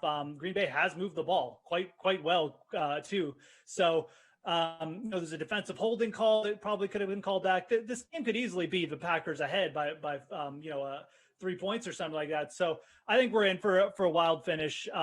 Good first half, great entertaining first half. But if you got the Tampa Bay passing game stacked right now, you're absolutely laughing. Scotty Miller, 8.8% there, Emerson. He was the Antonio Brown fill-in. I'm a little surprised he didn't get a little bit more love, but I think people are kind of torn between Tyler Johnson, Cameron Brate, Scotty Miller. So Miller under 10% owned in the two game contest, the big million maker. Fantastic play right now. Yeah, and just under 30% owned in the big money showdown that we have available on DraftKings. Right. So let's talk about the running backs here real quick. I mean, Fournette's got 5 carries, 30 yards, got a touchdown there. Ronald Jones, only 5 carries for 8 yards. How nervous are you right now? How worried are you if you have Ronald Jones in your lineup entering the second half? I mean, if Ronald Jones in your lineup, he's probably not going to see that much field, to be honest. I mean, if I'm being dead honest, unless something happens to Leonard Fournette. Bruce Arians he's a veteran guy. He likes bringing in players like Leonard Fournette and kind of rebuilding them and building up their confidence. And Fournette has just been his guy all year, even when he's been vastly outplayed by Ronald Jones. You've heard Bruce Arians talk up Leonard Fournette, and now Fournette is actually playing well. So I just don't really see. And Rojo's 32% owned for Rojo. Sorry to cut you off. Yeah, 32% owned in the Millie Maker. That's why I asked. Absolutely. No, and I don't think it was necessarily a bad idea by people to go to Ronald Jones. I think he is the better player than Leonard Fournette, but it doesn't matter what I think. It matters what the coaches there want to do. They want to play Leonard Fournette, and now that Fournette has started to produce in this game, it doesn't even matter at this point. So you're probably not going to see that much Ronald Jones, at least in my opinion. Again, I don't even think it was a bad play or maneuver. I mean, you're getting a little bit lower ownership there, although I'm surprised Ronald Jones got up to 32% owned, to be honest. I thought he'd be more in the 20, maybe even sub 20%. So that was maybe one of the surprising ones, but no, not a good scene for Ronald Jones owners. They needed, they needed a Fournette fumble to really, I think, get going today, and they didn't get it. So. What about the scene here? If you have Lazard, Jones, or maybe another Packers skill position player, because we saw Aaron Rodgers, he's just so dialed into Davante Adams. He targeted him 3 times near the goal line. What concerns do you have there? I mean, he is dialed into Davante Adams, and it was definitely a mistake on the goal line not to go down Lazard, but he's hit Lazard on 3 big plays now. He's hit MVS on a big play. So those guys are probably going to end up with at least 3 or more targets each, by the end of this game, just because of the situation the Packers are in. And they got to come out here and go tempo almost right off the bat to get themselves in this game. They got to change the tune, so to speak. So I think they're in good spots. Davante Adams, good job by Tampa Bay, quite frankly, so far. Rodgers might need those guys. I mean, they might be where we're looking here. I mean, you could see Allen Lazard maybe lead this team in targets or something like that. So it's a tough spot for the Packers, but I really wouldn't count them out. A quick touchdown here, 1 stop. This game is right back into it. So really strange end to the first half. Obviously, probably the worst possible scenario if you're a Packers fan with the turnover and then I don't even know what you call it. Blown coverage is basically all you call it. I just don't know how that happens with 6 seconds left, but it did. I was going to ask you too, with like, what's your level of, I guess, interest in this Buccaneers defense and how impressed you are with what they did over the first 2 quarters. Look at 3 sacks, a pick. I mean, they got 9 points right now in DST, 35% owned in the Millie Maker. I mean, they've definitely outplayed the Packers defense like by a mile, just because they came up with the red zone stop. You know, the pick again. I'm of the opinion there was a penalty on that play, but it doesn't really matter what I think. It was still a pick. It was a turnover. They produced. That might be the sticking point. If Tampa Bay keeps playing with this on defense, I just don't know if there's going to be enough room for Green Bay to come back. So, I was tempted to call before the touchdown that you probably would be smart to get on Green Bay. The line has gone up to plus 165 now in the DK Sportsbook. I would probably be more inclined to take the Packers +4 right now. I think that's probably a good line I'd be interested in. I don't think that Aaron Rodgers is necessarily going to sit back, but again, maybe asking them to come back all the way right now, it's a little much. I mean, I would definitely be more interested in the spread. +4, I think, is actually pretty tempting for me. Yeah, I think this still has the makings of like being that incredible shootout, like we expected entering the game. And that's why I think the +4 is worth your while. I mean, Tampa's Bay defense could take over this game, but I would be willing to risk that against Aaron Rodgers right now, that at least A-Rod keeps this close and we see the last drive of the game kind of decide this. So I think +4 is where my money would be targeting now. The over-under is now up to 58.5. It's getting up there. I'm not surprised that we're seeing points, but I would be more inclined to go that spread, the +4 on the Packers. Jeff, north of 235,000 entries in the Millie Maker, obviously first place, taking home a cool $1 million. First right now, a lineup that went ahead and decided to basically stack the heck out of this game. One position still open. That'll be for the late game, but we talked about it a little bit off camera too, just about like the strategy on a 2-game slate. Like, what do you do? Do you basically just target one game like this individual did, just a solo leader right now, and fill nearly every spot up, just stack like one game? Yeah, I mean, every 2-game slate is different, right? This conference championship slate, we had 2 games with pretty big over-unders, so I'm not sure if this is going to be the ideal strategy, like just avoiding that Buffalo KC game or just getting one player from there. I assume it's probably Kelsey in the tight end spot. But we have had more points than expected in that first half. So, I think, again, I just feel like with the way the 2-game slate was, it's probably more of a slate where you didn't want to go this heavy on the first game. You are getting some really low ownership on guys, though, here. We mentioned Miller at 8.8% owned, Valdez-Scantling at 12.6% owned. Both those guys have hit on long touchdowns already. So if we don't get any like Mecole Hardman touchdown or John Brown has like another slow game, those guys are going to factor in for sure. So I think where this lineup in the leader right now might get burned is, if Davante Adams doesn't pick up, Tyreek Hill is available, Stephon Diggs is available. I don't think both those guys are going to get like 10 points. I think one of them's probably going to go for a big game. So right now, the lower owned players from this Packers-Bucks game are shaping up, but like the chalk with like Jones and Davante Adams, that's probably where this lineup might come back to earth. So 2-game slate. Okay. So you're always going to go heavier on one game than the other, especially for GPPs. I think that's a good strategy, but I'm not sure if you want to go this heavy on the Packers and Bucks, just considering the other game we have. I mean, MVS, 12.5% owned in the Millie Maker. He's already got north of 14 points. Scotty Miller, we saw what he did at the end of the first half, 8.8% owned, if you mentioned already, nearly 12 points. And then I'm popping over to the big money showdown here, $100,000 to first place in the 500K showdown special. Almost 59,000 entries in this one. First place, right, Carroll, 33. So everybody has that fire emoji in his lineup, including MVS, 19% owned, and Scotty Miller's 29% owned. He's got Tom Brady there in the captain spot, north of 24 points. So he's got himself a stacked lineup. What is your takeaway when you see some of the leaders in the showdown? Yeah, I mean, showdown, this is obviously a Bucs-centric lineup. I mean, he's got Brady going. Obviously calculating in another big Brady game. Brady's been averaging like 29, 30 DK fantasy points. So it makes sense. And I kind of like the play too, if you're going for a Bucs stack, because we've seen like one or two the wide receivers for the Bucks have kind of been spreading it out. It's not just he throws like 10 times to Davante Adams like Aaron Rodgers. He literally just spreads the ball to everyone, and even Fournette getting involved in the action. So, you could not script a better half for this lineup, quite frankly.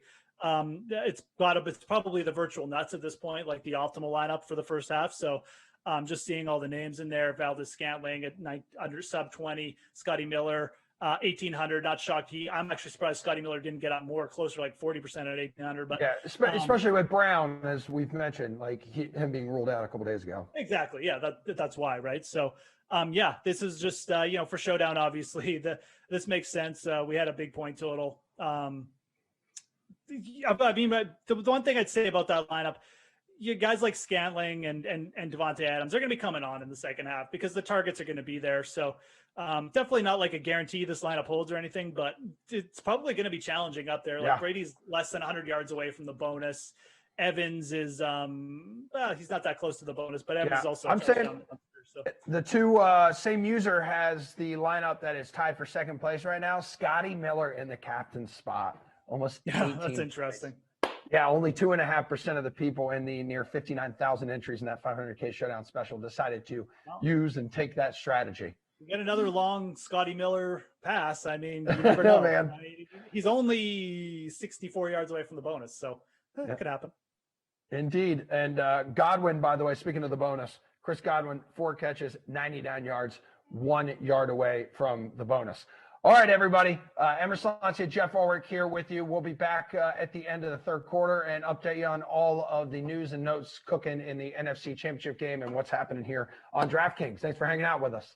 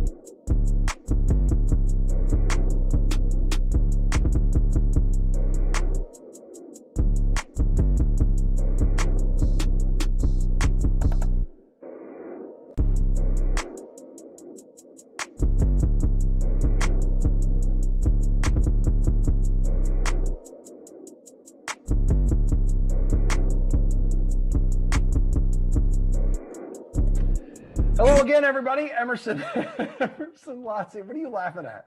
What are you laughing at right now? My kids are like running around my office. I just, right? I wasn't sure like what was going on there, like if that was at your place. Or maybe literal like race going around my place. office. It's fine. Yeah, so if you just hear a bunch of like little feet stomping, it sounds like a stampede. People, don't freak out. Emerson Lotzi and Geoff Ulrich here with you for another Leaderboard Live look in here of the NFC Championship game. We have the Bucs leading 28-23 entering the fourth quarter here over the Packers. It was interesting because the Bucs had like an 18-point lead, and you're thinking, oh my God, like this thing is over. Like Brady's going to his 10th Super Bowl. Now all of a sudden Green Bay's back in this thing, and we're seeing the impact that it's having in like the Millie Maker and everything else. But right now, your third quarter, what was your biggest takeaway? I mean, the biggest takeaway is, again, you know, you saw just that the Bucs are going to live and die by the long ball, man. I mean, even in this situation now in the fourth quarter, like you're going to see them go for it, like in some downfield passes. So if they connect, the game's probably going to be over here pretty quick. And, you know, they worked in the last fourth quarter against the Saints, but it can turn just quickly, as we saw in that Mike Evans interception. So Green Bay has moved the ball well all game. Their defense has to show up here, man. Like, absolutely. They have put them in this hole, and they have to get them out of it right now. So it's a completely back and forth game, obviously. Huge momentum shifts in each way. The Aaron Jones situation, obviously, you know, he probably wasn't going to get that much work anyways, considering where Green Bay was in the score. But, you know, for Aaron Rodgers and Tom Brady, these guys are still just putting on a show. It's amazing to watch the Rodgers stack really coming through for fantasy right now. 30.3% owned in the Millie Maker. Yeah. You know, pairing him with Devontae Adams has been okay, but really Marquez Valdes-Scantling at 12.6%, kind of looking like the de facto kind of lone guy right now. He's only 14 yards away from the bonus. I'd really watch that. If that combo connects again, I mean, it's lights out. That'll be the one you really need. So. Oh, okay. So it looks like Chris Godwin went the whole third quarter without any reception, no yards. So he's still stuck at 4 catches for 99, still a yard away from the bonus there. You did mention Devontae Adams getting into the end zone. Robert Tonyan has north of 12 points right now in the tight end spot. He's owned 31%. The Aaron Jones injury, what do you think the impact that will have on the remainder of the game and maybe some of the other skill position players in people's lineups? I mean, you're probably going to see Jamal Williams play the entire fourth quarter. You might see Dylan come in for like a yard carry if they need it. But Jamal Williams is fine. I mean, he's worked well in this offense. He's been the Packers' secondary receiver, quite frankly. He's worked in that role when they've had injuries and stuff. So it's not going to be that big a loss, quite frankly, in this situation. You know, if they were up in the lead, I actually think it would have been a bigger loss. But with them being behind, with how good a receiver Williams is, it's probably not going to be that big a deal. It's a good spot for Williams owners, too, if you took a shot on him in GPPs. Yeah, for a while there, it was looking like this was going to be a repeat of that like Week 6 matchup where the Bucs just destroyed Green Bay. It did. Another huge third down conversion on 3rd and 8. Yeah. Tom Brady to Tyler Johnson. I'm sure his ownership is teeny and tiny in these contests here. But also there was that missed 2-point conversion, Geoff, by the Packers, which would have made this thing a 3-point game. It's rough. I mean, you know, Equanimeous St. Brown, I think he's got some good talent. Probably still, I mean, the Packers aren't going to cut him or anything. At least I don't think they are. But, you know, obviously he's worked his way back from injury. He's kind of gotten in the mix, and it's just a tough spot. Doesn't get a ton of work. So, yeah, they really needed that, though. Now, obviously, it's still a touchdown game. Tampa driving a little bit now. So, Packers, if they give up a field goal here, it'll be even tougher to come back. But we still got a full quarter to go. Rodgers playing out of his mind. Indeed. Just one more note here. Bucs safety Jordan Whitehead has been ruled out. So now Tampa Bay is without its 2 starting safeties in this game. Just something to keep an eye on, that maybe Rodgers ends up hucking a few balls deep there. Currently 7-1 tie in the Millie Maker. What'd you say, Geoff? Definitely could see another Marquez Valdes-Scantling, you know, shot or two before we're all over. Yep. Okay, and a 4-way tie currently, guys, in the 500K Showdown special. So Geoff and I are going to be back after this game to kind of update you on what's cooking in all these contests. So thanks for hanging out with us here on Leaderboard Live.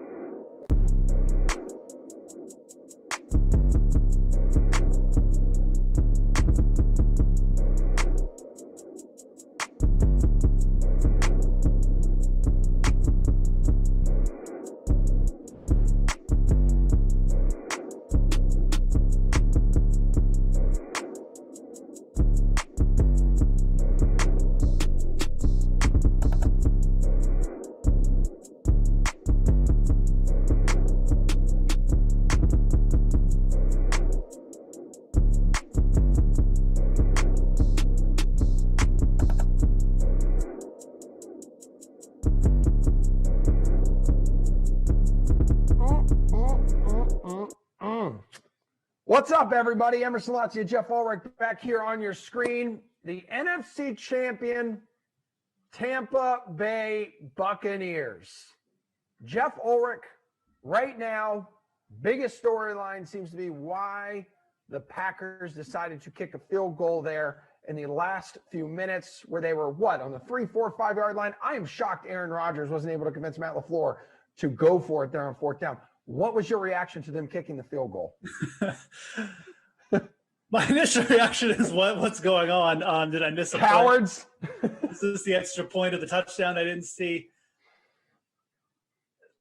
I've seen conflicting bots, probability bots who have said, oh, this actually was the okay play. Another one said it was like the worst decision ever. I think when you take into the game flow situation, I'm not sure how you don't go for it there. Even as a coach, the probability edges are really small. Getting down into the red zone area again without any timeouts too, right? Just a really small chance there. So I'm pretty surprised they didn't go for it. I think there's just so many things going on in that last 2 minutes. Rodgers probably could have run for it maybe on that play too. I'm sure he's going to be kicking himself about that. That third down, right? So I don't know. I mean, there's just so much going on there that, the Packers really could have got in the end zone there, made this close. The drop 2-point conversion earlier was massive, probably in the decision-making process at the end too. And then the flag. I mean, I've seen that play 10 times in the game and it get thrown there. So I would have really liked to see Aaron Rodgers get the ball with like a minute left and just see what happens, but we didn't get that chance. And I was probably the only bad thing about this game because it was an exciting game otherwise. Yeah. Super Bowl's going to be playing Tampa Bay. So Tampa Bay, the Buccaneers becoming the first team to play in the Super Bowl at home. I mean, Tom Brady's going to his 10th Super Bowl here where he is 6-3 all time. Bills and Chiefs have 7 appearances combined, just to kind of put that in perspective there. But what surprises you more? Tom Brady throwing 3 interceptions in this game or the fact that Rodgers couldn't capitalize on all of those turnovers? Well, I mean, he did capitalize on some of them, right? It's just, the Tampa Bay defense is kind of that. Like, if you're asking me, I mean, the Tampa Bay defense is kind of the story of this game. I mean, they limited the red zone conversions for the Packers. That really ended up being the difference. The Packers defense didn't come to play, but the Packers offense moved the ball. And the two defenses there was a pretty stark contrast, right? I mean, Green Bay, they came up with some picks, but those interceptions by Tom Brady weren't a big deal. At least 2 of them weren't, because they actually were effectively punts. They were on 3rd and long. He was throwing them downfield to Mike Evans, and it's the same as a punt. It really didn't hurt them field position. The one in the red zone did. That was different, although that one also wasn't Brady's fault, right? So, I mean, it's 3 interceptions. Looks bad on the stat sheet. It really wasn't that bad a performance in the second half by Brady. It certainly wasn't as good as he was playing the first. But again, those first half touchdowns kind of they're on Green Bay's defense. So in my opinion, the defense has told the story here. Tampa showed up. Green Bay's didn't. Yeah, 14 years ago, Brady and the Patriots lost the AFC Championship game to the Colts on the road after building an 18-point lead. So Brady and the Bucs were able to avoid that same fate here. Now, looking at the contest and the Millie Maker and looking at Aaron Rodgers and the points he was able to put up, 28 points, is that enough, you think, that's going to be able to carry a winning lineup over like Allen and Mahomes coming up? I mean, it definitely could carry a winning lineup. I think the deciding factor will actually be more Josh Allen, because Josh Allen was only $6,900 in salary, whereas Mahomes was $8,000. No, look, we could get like a 40 points Mahomes game. That's definitely always on the table. But the Mahomes owners aren't in as good a spot right now because Aaron Rodgers is $1,500 less. If you really want to get an edge on those Rodgers lineups, you're probably going to need Mahomes to get like at least 32 kind of thing. It is a small game slate, so any kind of point differential will help. But the Rodgers lineups are in good spots, and especially if you got them with MVS at 12.6% ownership, that's a great combo. Over 50 points for a low in play, and then if you stacked up. So, right now, again, the Rodgers lineups are definitely in a good spot. I think if you went fully on this game, we got Aaron Jones only 6.4 points. Devontae Adams, that might factor in. I mean, that's definitely okay. We got 2 more stud wide receivers coming up, but realistically, like the plays that really stand out here MVS and Aaron Rodgers, those two guys. And I think Fournette too. I mean, I don't think that the running backs in this next game coming up, we may not get any production. So I think you should probably throw Fournette's in that basket. Rodgers, Fournette, and MVS. I think those are the really big plays to watch. And then everyone else is kind of going to be vulnerable from this set of skill players we got coming up. Yeah. Would you consider any kind of late swaps right now between guys in this late game? Yeah, I mean, I don't know if I would. I mean, like Devontae Adams didn't go nuts or anything like that. The only players we have going off are low owned. I mean, I think if you faded Devontae Adams and you got Tyreek Hill in there, I mean, you're in a great spot. If when you're going to probably fade someone is if you have, if you use like Aaron Jones and I don't know, like Gronkowski or something like that. Yeah, Okay. you might want to think about going like lower owned. And a couple skill players. Maybe you want to switch off Tyreek Hill to go like Mecole Hardman because you're probably going to need some kind of like low ownership play to really like vault you over the standings. But other than that, this one played out a little bit as expected, just from the I shouldn't say as expected, but flat point scoring wise. And we have we only have really like one low owned player who went really nuts here. So Aaron Rodgers lineup's definitely in a good spot. Those are the happiest with this right now, I think. But again, if you stacked a little bit too many here, you're probably, you don't really have the lineup spots to switch anyways, but the guys who just kind of went with Rodgers, MVS, and maybe threw in like a Godwin, they're in a good spot right now. Yeah, Brady now 26-4 when the temperature is 29 degrees or lower. So one of those losses did come at Lambeau Field years ago. Now 14-1 in the playoffs, like under those conditions. So now the Bucs are back in the playoffs here for the first time since 2002, knocking off the Raiders that year, 48-21. I go over to the Showdown here, the 500K Showdown special, 100K to first place. Looks like about a 14-way tie right now, 135.89 points. So MVS in that captain spot, 7 points. But a pretty impressive lineup here. Went heavy on actually kind of an even split. MVS, Adams, Rodgers, then Fournette, Godwin, and Miller. Seems like a pretty smart bet. Pretty safe strategy to do. Yeah, no, absolutely. I mean, obviously playing for the kind of game we got, which was a back and forth, close, high scoring affair. So I know at halftime we came in and it was pure Bucs offense, but yeah, I mean, that's kind of what I was leaning towards for this game as far as a build for Showdown. They definitely would have tried to get pieces of both passing offenses in. They're so prolific. So not shocked that actually ended up being the lineup that hit. Definitely, the Scotty Miller play could end up factoring in like all the big contests as well. So have to keep an eye on that. Didn't really do too much outside of the one big play, obviously, but the play he hit was massive. So yeah, I mean, MVS and Scotty Miller definitely going to be like so far the fantasy stars of that first game. 1,800 for Scotty Miller in the Showdown. MVS 7,500 there in the captain spot. Obviously a massive play for the Showdown. Okay, well, before we wrap up here, anything on the sports book that you like ahead of the AFC Championship game between the Chiefs and the Bills? Yeah, I've been liking the Bills here. More definitely would have liked them more at +3.5. I'm not sure if I'd want to play them on the money line, but I definitely think they're live. I'll just take the points here. The Bills have been just such a good front-running team. They've been such a good ATS team all year that I just feel like they're bound to keep this one close. Kind of maybe similar to what we saw here, but again, I really do feel like these 4 teams we have left, and we only have 3 now, really evenly set up. And I think more times than not, you're going to get a close game, a 1-score game. Just give me the points. Yep. Cool, good stuff, my friend. Appreciate it, Geoff. Guys, it'll be Adam Kaufman and Kenny here for Leaderboard Live throughout the AFC title game. And Tom Brady, his first year in Tampa Bay, just unreal. Does it again, dude. He is a. You know what? I mean, it's a shutout. I mean, I know I was bugging you before, like I'm obviously pushing for the Rodgers win, but it's a crazy story for him to come to a new team. I really did feel like that team would get it together in the second half of the year. Definitely was not expecting them to make it all the way to the Super Bowl, but it's just when you're Tom Brady, things just kind of work out like this, like they do. And it like 10 times, 10 trips to Super Bowl. And I mean, look at him, dude. He's 43. Insane. I mean, he's slinging it around, and he looks great. He continues to. He looks great. He does. He smells great too. Botox and stuff. Yeah, he looks like he would smell great. I mean, there's a reason people call me the Tom Brady of DraftKings. I'm 52. Look at this.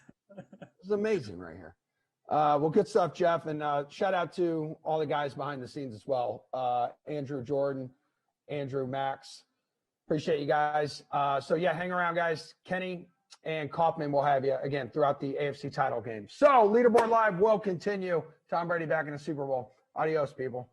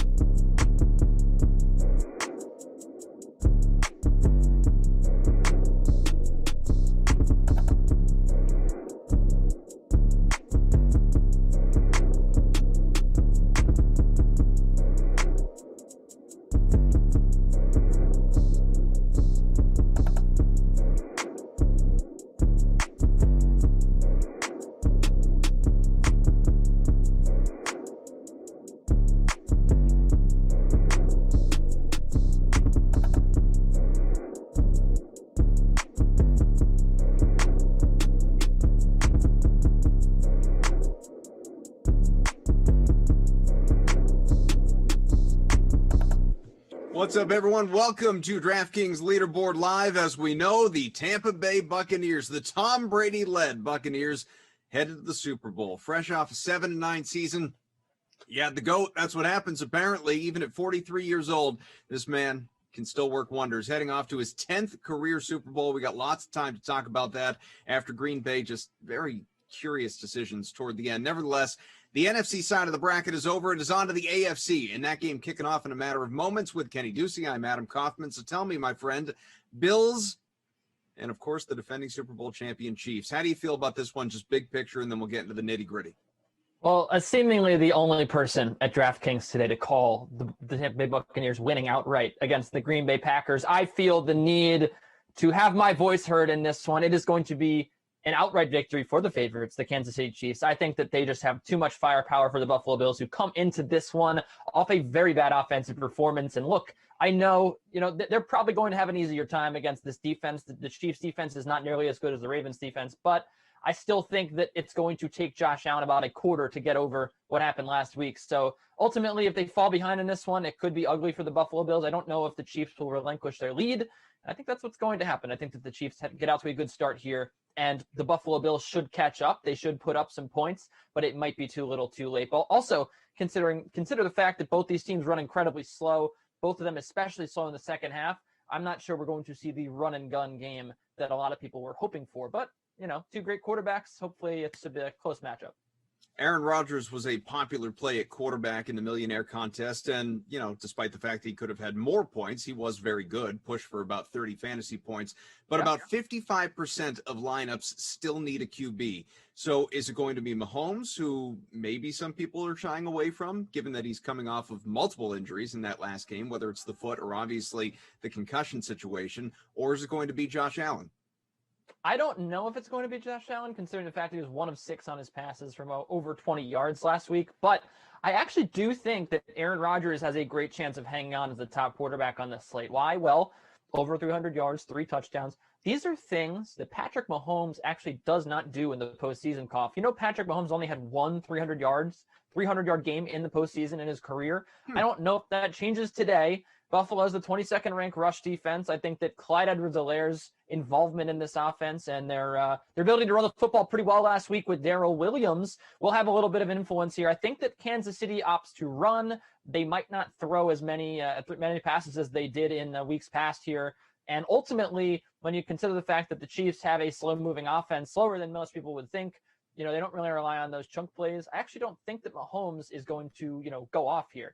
I do think he's going to score a rushing touchdown, so I do think that he will push for the spot that Rodgers currently occupies, but will Rodgers give it up? I don't think so. I think that, again, this is a pretty ironclad day, 3 touchdowns over 300 yards. I'm not so sure that Mahomes is able to break that, and I'm not concerned about the foot whatsoever, but if you want to throw that in the mix, if you want to say that Mahomes might not be moving as well as he normally does, then sure, then take away 4 points for his rushing yards and even better chance that Rodgers holds on to that top spot. So I actually think that Mahomes has a better chance in this game, but I don't know if either of them actually really have a big game in them to overtake Rodgers.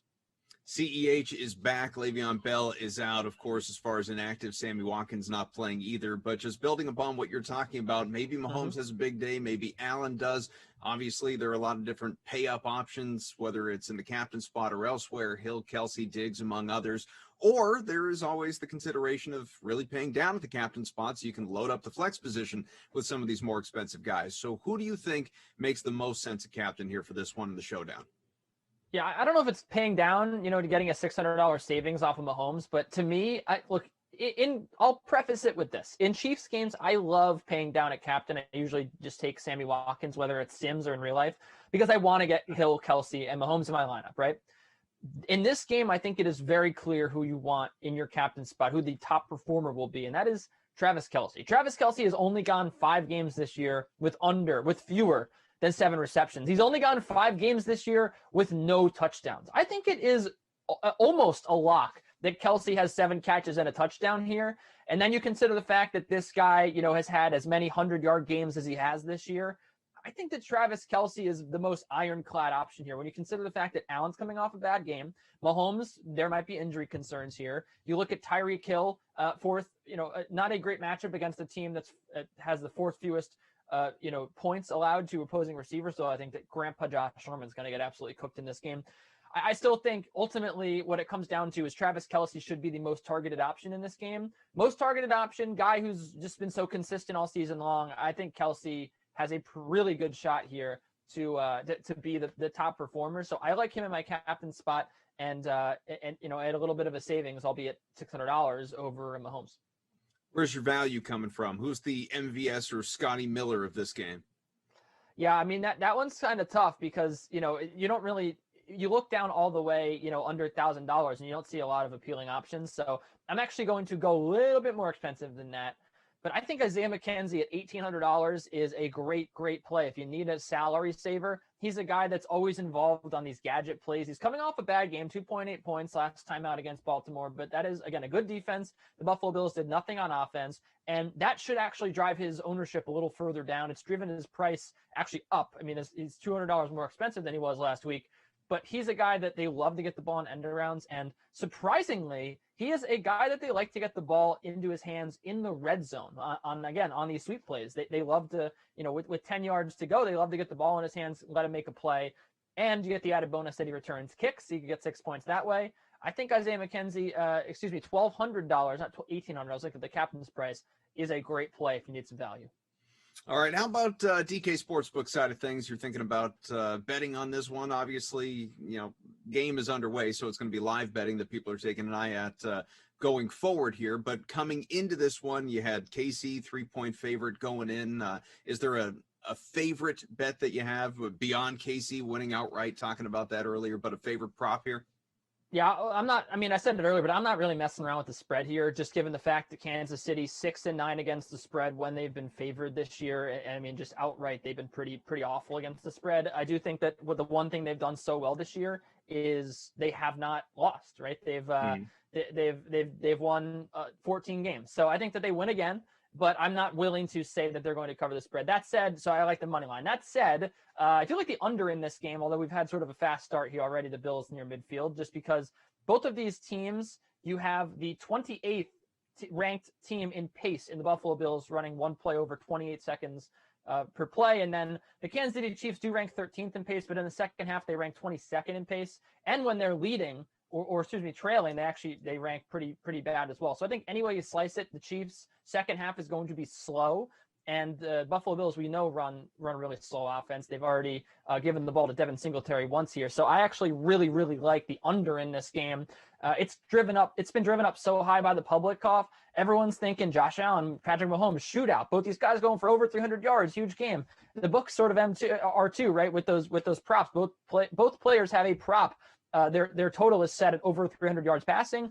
I don't see it. I think that this is a slow-moving game, a grinded-out type of game, despite the fact that they're two not-so-great defenses, and I really like the under in this game as well. But again, the under, Kansas City money line, and Travis Kelce anytime touchdown scorer, which was -125 at the DK Sportsbook earlier today. Again, I gave you the number. He's only gone 5 times this season without catching a touchdown. He's had 5 touchdown catches in his 7 postseason games. He's a pretty good bet to get a touchdown here as well. All right. Well, we are underway, as Kenny noted. We will step aside and be with you throughout the evening here on DraftKings Leaderboard Live, obviously multiple times throughout this game, including coming up at the first quarter break. He is Kenny in the blazer. I'm Adam in the T-shirt. You're you. Stay with us here on Leaderboard Live.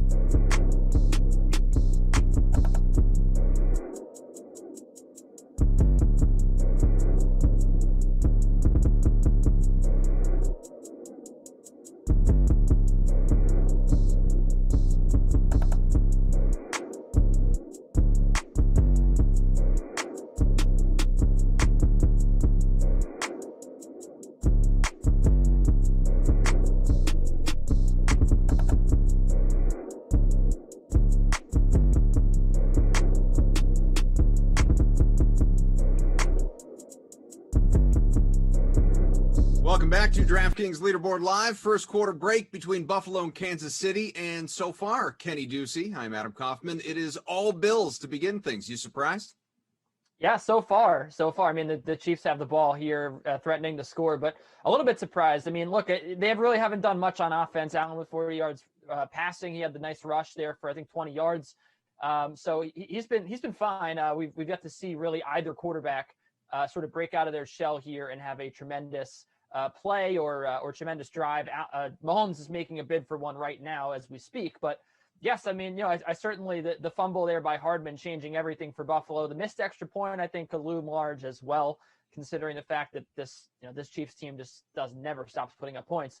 And the obvious thing to say here, Koff, right, is the Kansas City Chiefs were down 24, 4 scores. 4 scores. So the Houston Texans last year had still won. And, 4 scores in 1 year ago, you might say? That's right. And yes, we might say that. And the Texans were a good team back then. They weren't the team that we know now and hate. No one hates. So, and I say no one hate. Deshaun Watson certainly knows and hates them. That's what I mean. So, I think it's very early to call here, and especially with the touchdown here by the Chiefs, things would get sort of interesting. But yeah, I mean, the big surprises here, I think Allen getting more owned than Mahomes is not a huge surprise considering the fact that he can run. I am kind of, surprised that Travis Kelce didn't garner more ownership. Only 60% owned. This guy just has been so ironclad. I know that the price tag's high, but already 4 catches for 37 yards. Mm-hmm. It is really tough to fade this guy. He even had a drop too. He should have 5 catches in the first quarter. So yeah, he just shows up in the postseason. 7 postseason games, 5 receiving touchdowns in those games. He just picked up another reception, so give him 5 catches already in this game. Mm-hmm. 40% of lineups. I mean, we're not talking about a guy 75% owned. We were talking about a guy 60% owned, which is kind of ridiculous for a guy this good. So that did surprise me, Koff. It is pretty wild. Patrick Mahomes has thrown the ball 13 times, 6 of those already to Travis Kelce. And like you said, he could be perfect. And to credit you said before the game, if there's anyone from this one you're captaining, it's Travis Kelce. And granted, no touchdowns yet. It's very early, but so far he is racking up the PPR points. He is doing just fine. Taking a look at the conference clash, the NFL $4 million contest with $1 million going to first place. If in fact we wind up with a solo leader at the end of the night, and out of 236,000 entries, very nearly, we currently have a 4-way tie for first at 156 points with the first game largely stacked. No surprise there. The only play, in fact, the Bills DST in this one with a quick 12 points. So, it's early to say, these lineups should or shouldn't be comfortable because, as we know, long way to go in this one, a couple of potent offenses. But, what do you think the play was going into the day? Was it to kind of mix and match? Was it to stack one game more than the other? And I guess it's easy to say with a little revisionist history in light of the game behind us as well. Yeah, look, I do think that the first game was the one to stack. I predicted here this morning that this game would go under 54 points. I still believe that. Both of these teams just move the football so slow, Koff, and I think that that's the big thing here. Especially looking at the fact that Aaron Rodgers hit the passing bonus and had 3 passing touchdowns against just 1 interception, 27.84 points. I know that Patrick Mahomes has had his 40 DKFP games, but this is not going to be one of them, I don't think. I just think that in the postseason, I'll say it again, he's only had one 300-yard game. And given the fact he's only had, 2 postseasons so far, it's a small sample, but he's not a guy that always lights up the yardage department, always lights it up, period, for touchdowns. So I do think that there's a big possibility here that he goes under 300 yards. And, Allen, again, the legs scary with Allen if you're an Aaron Rodgers owner, but ultimately I think that the first game was the one to stack. The big concerns, obviously, Aaron Jones with the 6.4 points, and he was 42.5% owned in this contest. The not big concerns really is if you rostered Aaron Jones, they're not, I don't think Devin Singletary is going to have a fantastic game tonight. TJ Yeldon even is stealing his snaps, and I don't think he's going to be great. And really all you have to worry about is Clyde Edwards-Helaire, and the Chiefs have been spelling him with Darrell Williams. They've sort of been splitting carries with Edwards-Helaire off an injury. So I actually don't know if Aaron Jones at just 6.4 points is going to cost people, wins here. But again, you do look at the fact that you have Tunyon with only 12 points, Evans with the 14 points, which wasn't disappointing. But I just don't know if this lineup can sustain the onslaught that this game will bring. But that said, Koff, I agree with you. I don't know if necessarily this game is going to go, super over, have a ton of points, and make people wish that they would have stacked it. I think aside from Travis Kelce, there's a good chance that, maybe only a handful of people from this game emerge as the top candidates or the top players at their respective positions. While we were chatting a bit more offense, Patrick Mahomes hitting Mecole Hardman for a touchdown. So Hardman, after that drop ball earlier, obviously making good with a touchdown, first points for the Chiefs in this one. So the gap narrowed just a little bit. Bills are still on top and getting the ball back. That helps. Hardman owned about 9% in the Millie Maker contest. So what do you think? Is he going to be, kind of like a Cameron Brate earlier, the type of play that maybe is a difference maker here? I don't think so. I mean, no Sammy Watkins. We've seen this before, right? With no Sammy Watkins, the targets just continue to go to Hill and Kelce, and Demarcus Robinson mixes in from time to time. We saw Byron Pringle with a big throw or a big target on third down. He didn't end up getting the first down, but they ended up converting the 4th and 1 after that. So I'm not so sure if Mecole Hardman's going to be the guy that's just like, yeah, let's just give him all the targets that would have given Sammy Watkins, because he just hasn't been that guy all season long, and he's fast. I mean, he's certainly going to get the ball. I'm just not sure that he's going to be like a Cameron Brate level guy, although he did find the end zone.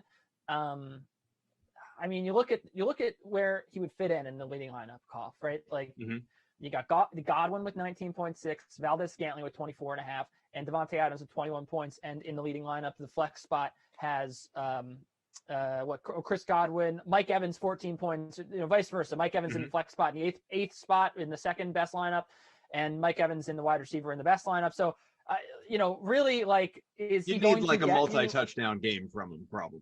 Yes, I think that's what I'm trying to get at here. It's like, I don't think he's going to get you 20 points, and so that would sort of be a slate breaker, if you will. And without that, I think that there's plenty of candidates here to have big games that aren't Mecole Hardman. So yeah, I mean, it's a good question.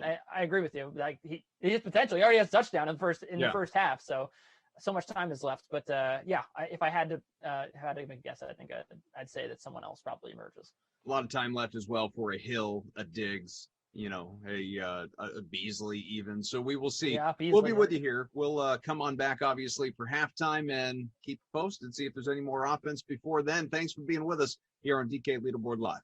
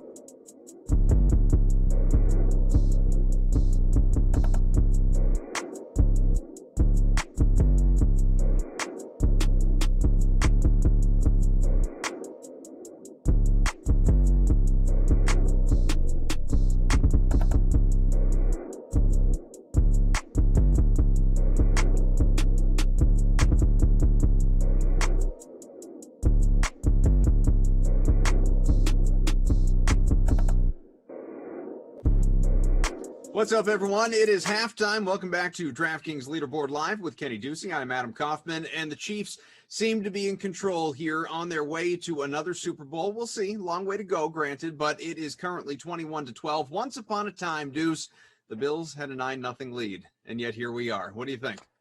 Yeah, that was last time we spoke, right? 9-0. And what did we say? Well, it's early. You know, the Chiefs did something last year. I don't know if you remember what they came back from 4 scores down, 24-0. And it felt like the Bills, they were up by 2 scores, Koff. It felt like they led for like 2 minutes. Like the Chiefs led, it seems like most of this half, right? And yet, here we are. The Bills had 9-0 start halfway through the first quarter. So just ridiculous how quickly this team scores, ridiculous how good they are on offense and how quickly they move down the field and get really whatever they want when they want it.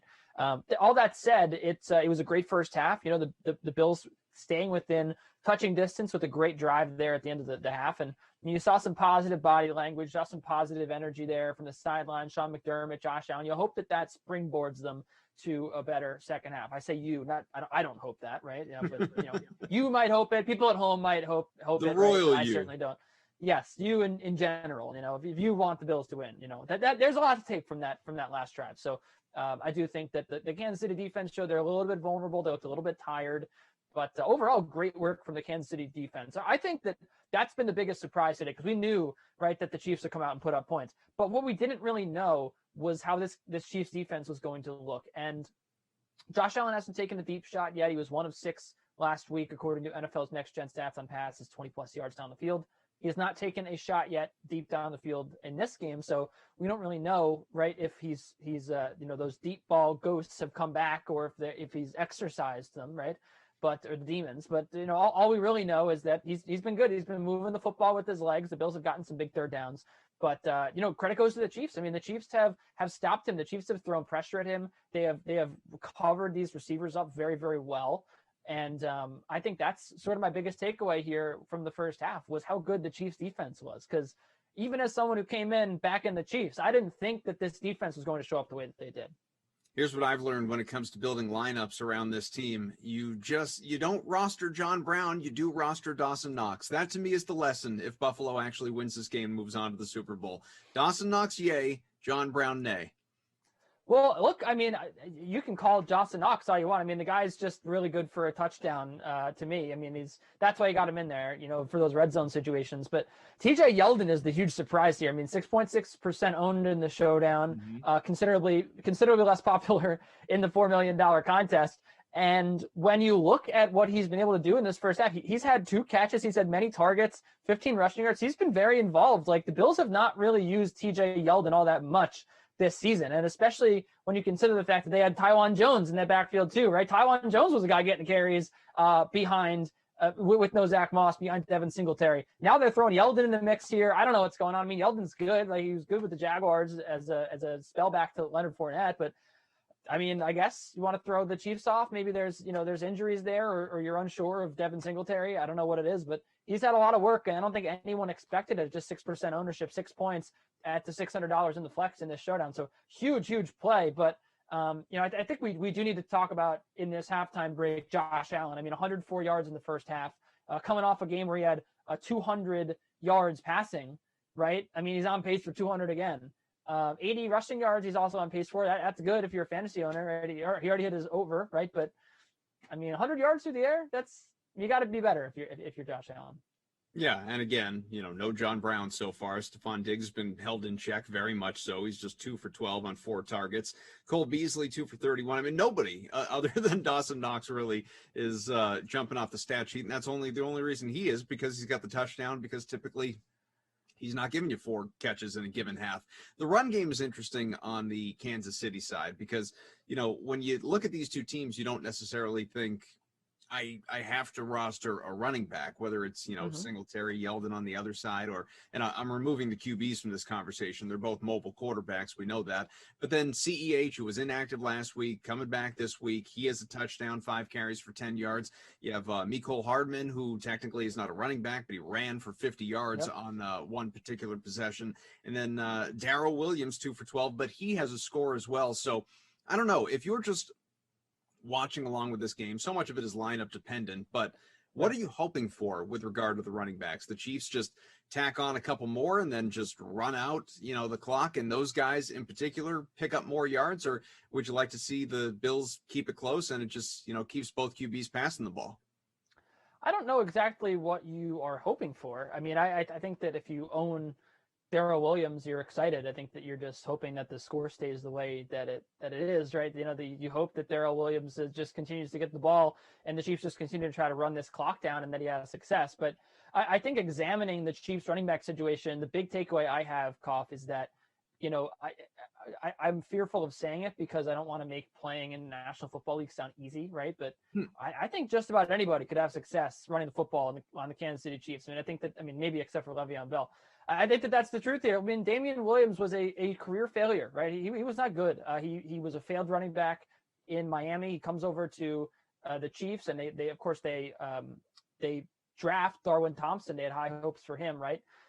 And Damian Williams was the Super Bowl MVP, and a really big contributor for the Chiefs down the stretch. So he comes in, he has a great season, right? And then what do? They lose him due to injury. They put in Darrell Williams, okay, they put in Clyde Edwards-Helaire, rookie. He has success. He gets down. Darrell Williams goes in. All three of these guys, right, have had a lot of success running the football. It really doesn't matter. It's a cookie cutter position for them because they do such a good job passing the football. You have to drop back in coverage so much and this line is so good. They get such a good push that you could put basically anybody back there. So I think that the big takeaway here is not only, does it not matter who's running the football, whoever gets the touches is going to have success. But the touches are going to Darrell Williams in the big spots. Darrell Williams had the 4th and 1 catch. He had a huge conversion last week in the win over the Browns, and he had the red zone carry. He had the carry, at the 1 yard line that punched in for the touchdown. So I think Edwards-Helaire is going to make an impact in this game. But the sad part really is that if you own Edwards-Helaire, I don't think that you're going to get much out of this game from him. I think that Darrell Williams is going to be the guy going forward. You hope if you have CEH that the Chiefs, that the Bills tie this game up or the Chiefs fall behind somehow, and then they need to run CEH out there with Mahomes in the gun on a 2-minute drill drive or something like that. And then maybe CEH gets you, 3 or 4 points to add on to his day. But I mean, to me, it's Darrell Williams as the clear back here. It doesn't matter that CEH had a great season and they drafted him so early and that he's shown so much promise. Darrell Williams is the guy, man. Like when it comes down to brass tacks, they need a guy to get 1 yard. They're going to give it to Darrell Williams. Let's examine for a moment some of the contests that we are watching here on Leaderboard Live. Obviously, there's the Millionaire Contest. That's the biggie, the $4 million Conference Clash Millionaire with $1 million going to first place. If, in fact, we have a solo leader when all is said and done. At the moment, it is a rather lengthy tie, 7-way tie for first place currently with Rodgers, Fournette, Williams, Adams, Godwin, MVS, and Evans, and the Bucks DST, all from the previous game, along with Travis Kelce sprinkled in here with about 20 points almost. He's had a great day coming up on the bonus, 9 for 92. You called it, so he's doing real well. But even though this lineup has 161.84, if you look down just a little ways, go down to a tie for 32nd place, and this lineup is, let's see, about 6-7 points off the lead currently, 5 points off the lead, and it has many more minutes available because it has Darrell Williams, it has Mecole Hardman, it has Travis Kelce, and the Chiefs DST. Now, I don't know how much you can necessarily hope to get out of the Chiefs DST, but same common denominator in Kelce plus a couple more. I guess the question is, do you believe in Williams and Hardman enough to think that this is a good spot right here?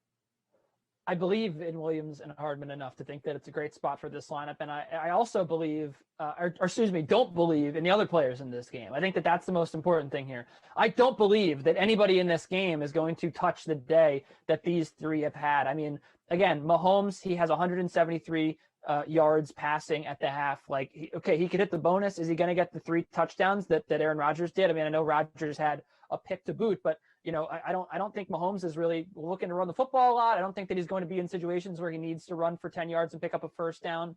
He's got 10.8 DKFP at the half, so he's pacing for just about 21 points.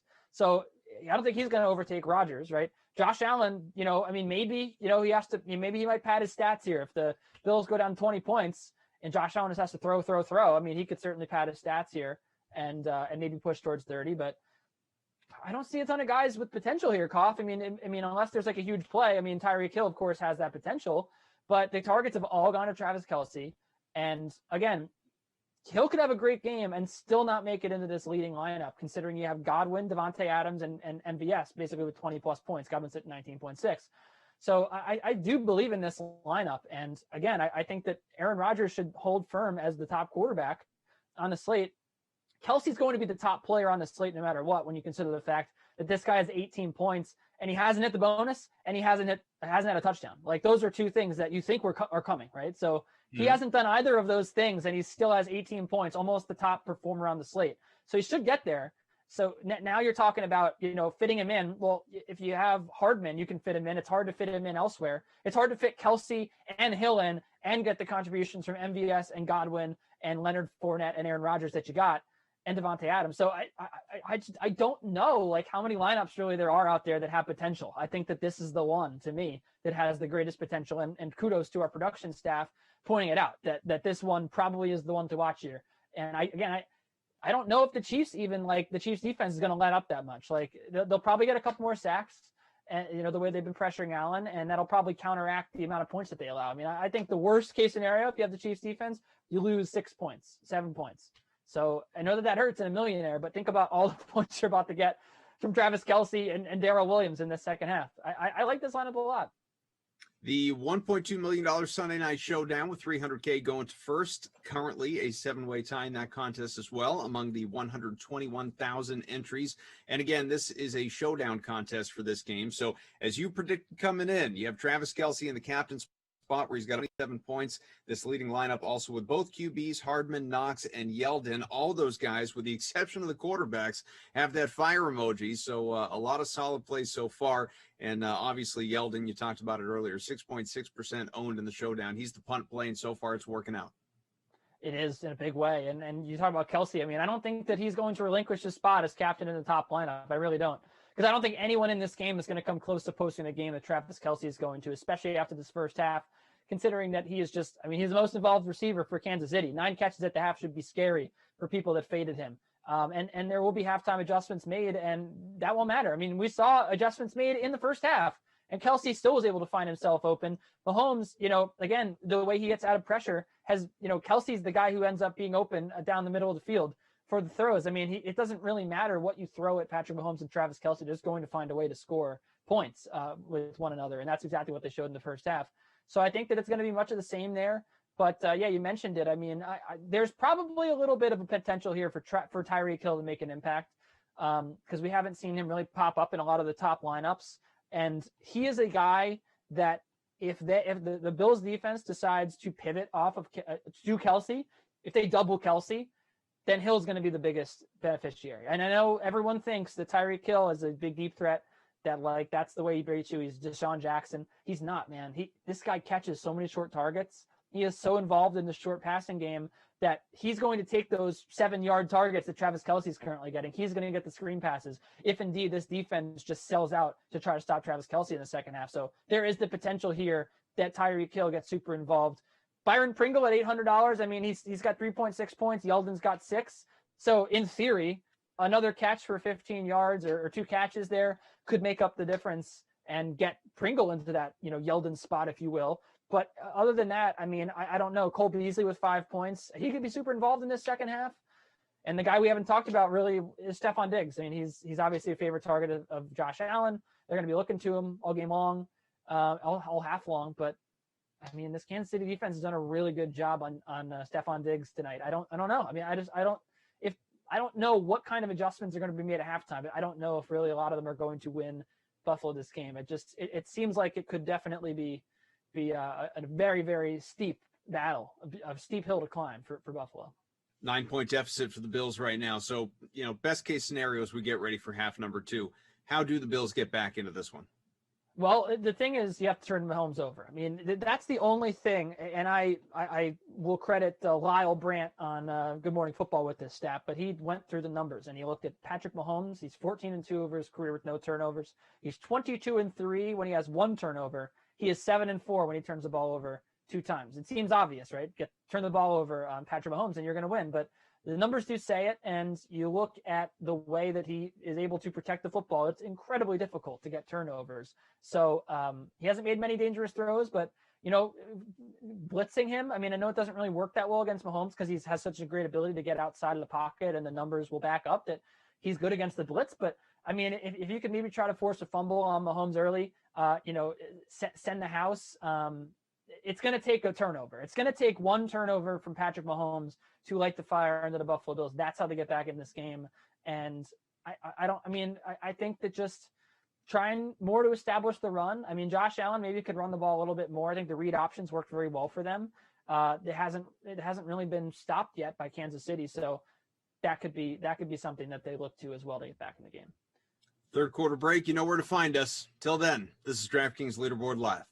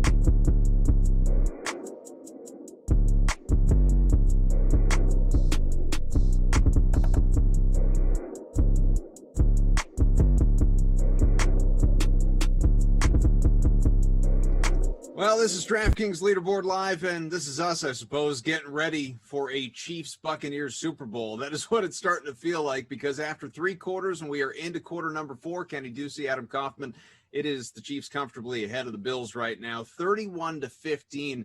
Kenny, do the Bills have time to win this game?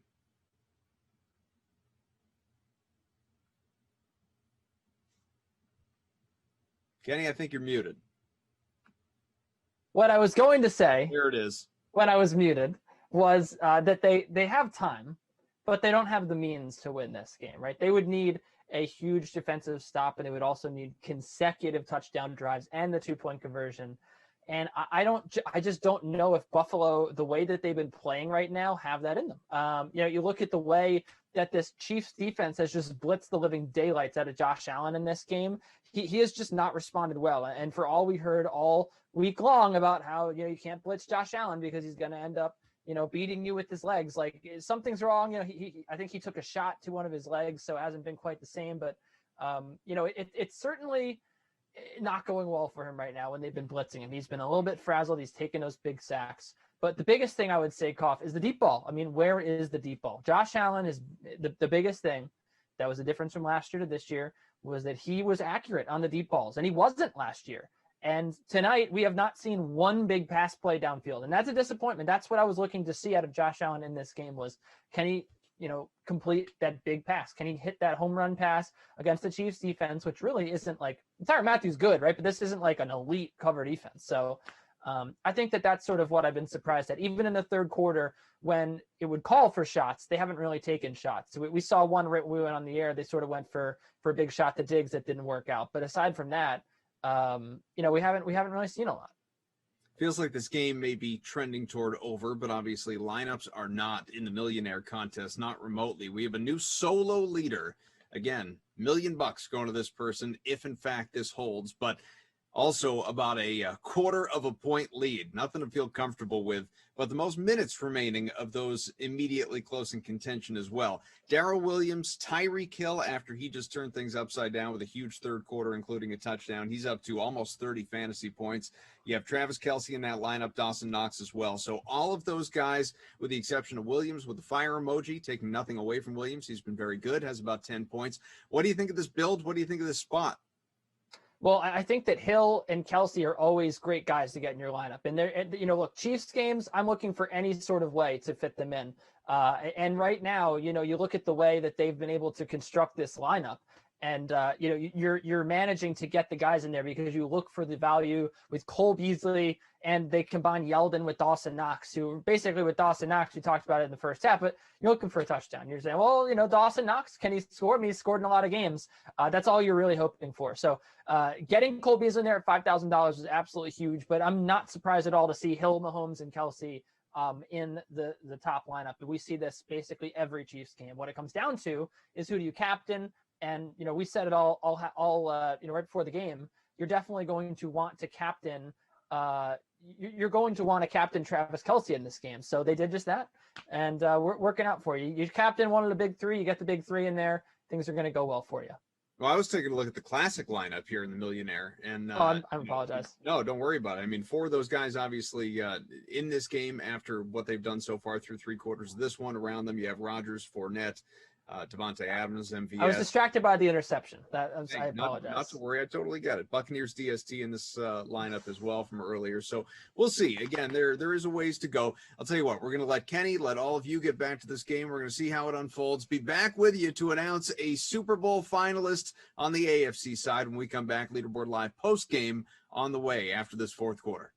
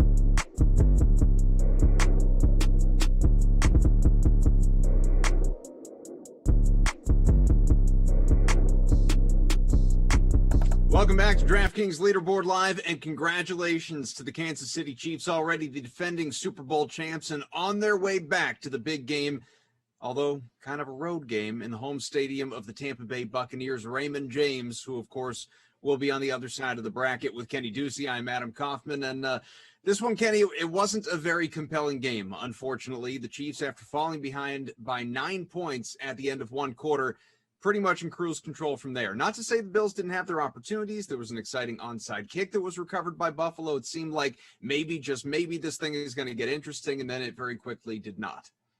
Yeah, and it really the story of the day, right? Two games that weren't really compelling. I mean, you had the favorites go down pretty easily, and then you had the underdog just get absolutely whooped by the Kansas City Chiefs. And unfortunately, I mean, that's just the story when you have Patrick Mahomes on the other side of the football. I mean, I think that there was the hope here that what happened all season long was going to happen again, which was the Chiefs kind of didn't look like they cared all season. They let teams back into games, and you thought that might be the case here, especially with the great start at 9-0. It feels like 5 years ago that the Bills led this game 9-0, right? And it also felt like that lead happened. That lead took place over the course of like 5 real life minutes, because it just seemed like the Chiefs never trailed in this game, even though the fact that the Bills did have a brief lead. So, I mean, as a result, you thought that perhaps the Buffalo passing offense would really put up some big points, but we didn't see that translate to the contest. I mean, you had guys like Dawson Knox, Cole Beasley make it up there, but aside from Beasley, I mean, Knox is really just in the leading lineup in the showdown because he had a touchdown, right? And Josh Allen didn't make it to the leading lineup in the millionaire, although he did come very close to having the day that Aaron Rodgers had. Of course, Allen coming in at $400 more than Rodgers. You were expecting more, and to be honest, with 88 rushing yards is really how he got it done. He didn't hit 300 yards. Mahomes did, and I mean, at the end of the day, it was kind of an underwhelming championship weekend. Although that first game was pretty fun, at least towards the end. We got one good half of football, Koff. I think that's what we could say. Let's take a look at the Millionaire contest, because it really was, as much as the game wasn't all that interesting, especially down the stretch here for the second one of the day, the sweat, I think, for those vying for $1 million was quite compelling. Now, you had about 236,000 people going after $1 million, and pending any stat corrections, we do project to have a solo leader, $1 million, going to A.M. Golanowski with less than a 1-point victory, a half-point victory. In fact, I mean, you could look 1 through 5, and these lineups are separated by just less than 2 points. Pretty incredible. Rodgers in the QB slot, who, as you noted even before the game, it would be tough to move him out of that position after the day that he had against Tampa Bay. He was very, very good, about 28 fantasy points. Darrell Williams, Leonard Fournette, Tyreek Hill, Devontae Adams, Marquez Valdez-Scantling. You also had Travis Kelce, who was the high guy in the day, about 40 fantasy points. Dawson Knox and the Buccaneers DSTs. Fire emojis all throughout. None of the snowflakes. Nobody had a bad day, certainly. And in terms of ownership, I mean, does Dawson Knox, is he ultimately the one that sticks out most, given the only 9.7% owned? Yeah, I mean, I guess, just considering that he was low owned, but I mean, he was cheap. So you don't really expect a guy $2,800 unless there's like a significant amount of injuries to go super highly owned. I think that he does stick out for sure. The guy that I'm looking at that didn't really get a lot of love was Darrell Williams at $4,800. He makes it into the leading lineup here in the millionaire. But, look, you remember last week, right? This guy was on the field for so many vital plays. And yes, the Chiefs, they've had Clyde Edwards-Helaire as their starting running back all year long. He's been great. They drafted him early, whatever. Not like you would be crazy for thinking that Clyde Edwards-Helaire was going to handle all the backfield duties, right? Like that, I'm not expecting Darrell Williams here to be, 60% owned, right? Like last week, when you really had to have him. But to have him under 30% here, I mean, if I'm making 2 lineups, Darrell Williams is one. Like I think that he should have been in half of the lineups. And that's just considering the fact that you don't just, like, if somebody makes so many big plays for you one week, you don't just the next week not give him the football, right? Especially considering the guy has been with the team all season long. They did lose Edwards-Helaire, and even though they had Le'Veon Bell there, they still really leaned on Darrell Williams. He's part of this offense. It's like Jeff Wilson Jr. for the 49ers, right? Like guy that's like not really the number one back, but like you can't ever ignore him because he gets a lot of carries, he gets a lot of involvement. And while Darrell Williams didn't get the high volume, he does get the high leverage snaps. And that is sort of significant considering the fact that, he gets goal line carries. He got a couple goal line carries today. He fell short of a second touchdown, but gets in for the rushing touchdown. And all that being said, the running back position was something we were talking about coming in, Koff, because we were looking at these performances from the last game. Aaron Jones with 6 points. Jamal Williams didn't really do much. Leonard Fournette, yeah, he had a good day with 18 DKFP. But other than that, right, nothing doing at running back, right? No one really broke out. You didn't have a Dalvin Cook or an Alvin Kamara on this slate. So other than Leonard Fournette, who was it going to be? It wasn't going to be a highly priced guy, that was for sure, because Aaron Jones flopped. Devin Singletary, does he have the ceiling? No. No one in the world knew that TJ Yeldon was going to get all this involvement, but he didn't have the ceiling. So to me, it was it was between Edwards-Helaire and Darrell Williams who was going to end up making it into the leading lineup. I didn't think that we were going to see Aaron Jones hang on considering how much money he costs. So it just so turned out that Darrell Williams was the guy who basically won this contest for a lot of people. He didn't really make as big of an impact in the showdown because you have other options. But when you have to take two running backs, one of them had to really be Darrell Williams. Otherwise, you weren't going to be able to fit in Hill and Kelsey and a high-priced quarterback. It is wild, though, and we'll get to the showdown, but just the only difference between the top two lineups in this millionaire contest was one had Aaron Rodgers, the other had Josh Allen. That was the only difference, and Allen fell just a little bit short, which has to be so frustrating. I mean, look, walking away with 150 grand, that's great. It's not $1 million. It's still better than most people, but it just had to be frustrating watching that down the stretch, knowing there were so many opportunities for an Allen completion or two to be the difference here. Yeah, on the surface, okay, you think oh, hey, what, the guy gets $150,000. Oh, that's my salary for a year. That's great, good, enjoy it, But to see it ripped away from you in the fashion that it was ripped away from Larry K, it's just gut wrenching. You never want to see this happen to someone. All he needed was 0.6 of a fantasy point. Actually, not even 0.6 of a fantasy point. And you consider the fact that our production staff pointed out, we have a great crew behind the scenes watching the games and watching the contest so closely. So Koff and I and all of us on Leaderboard Live can pay good attention to the play on the field and break it down for you. We got the Drew stack with Andrew Connolly and Andrew Johnson and Jordan and Max. And, they pointed out before we went on the air, Josh Allen threw 4 passes on that last drive. He would have just completed one of the 4. Hell, if he even just ran for 5 yards, bang, There you go. Different millionaire. 6 yards rather, but that's how close it was. And that's how close these contests come down. And when you consider the fact the drop off, it's not like you're going from $1 million to $500,000, right?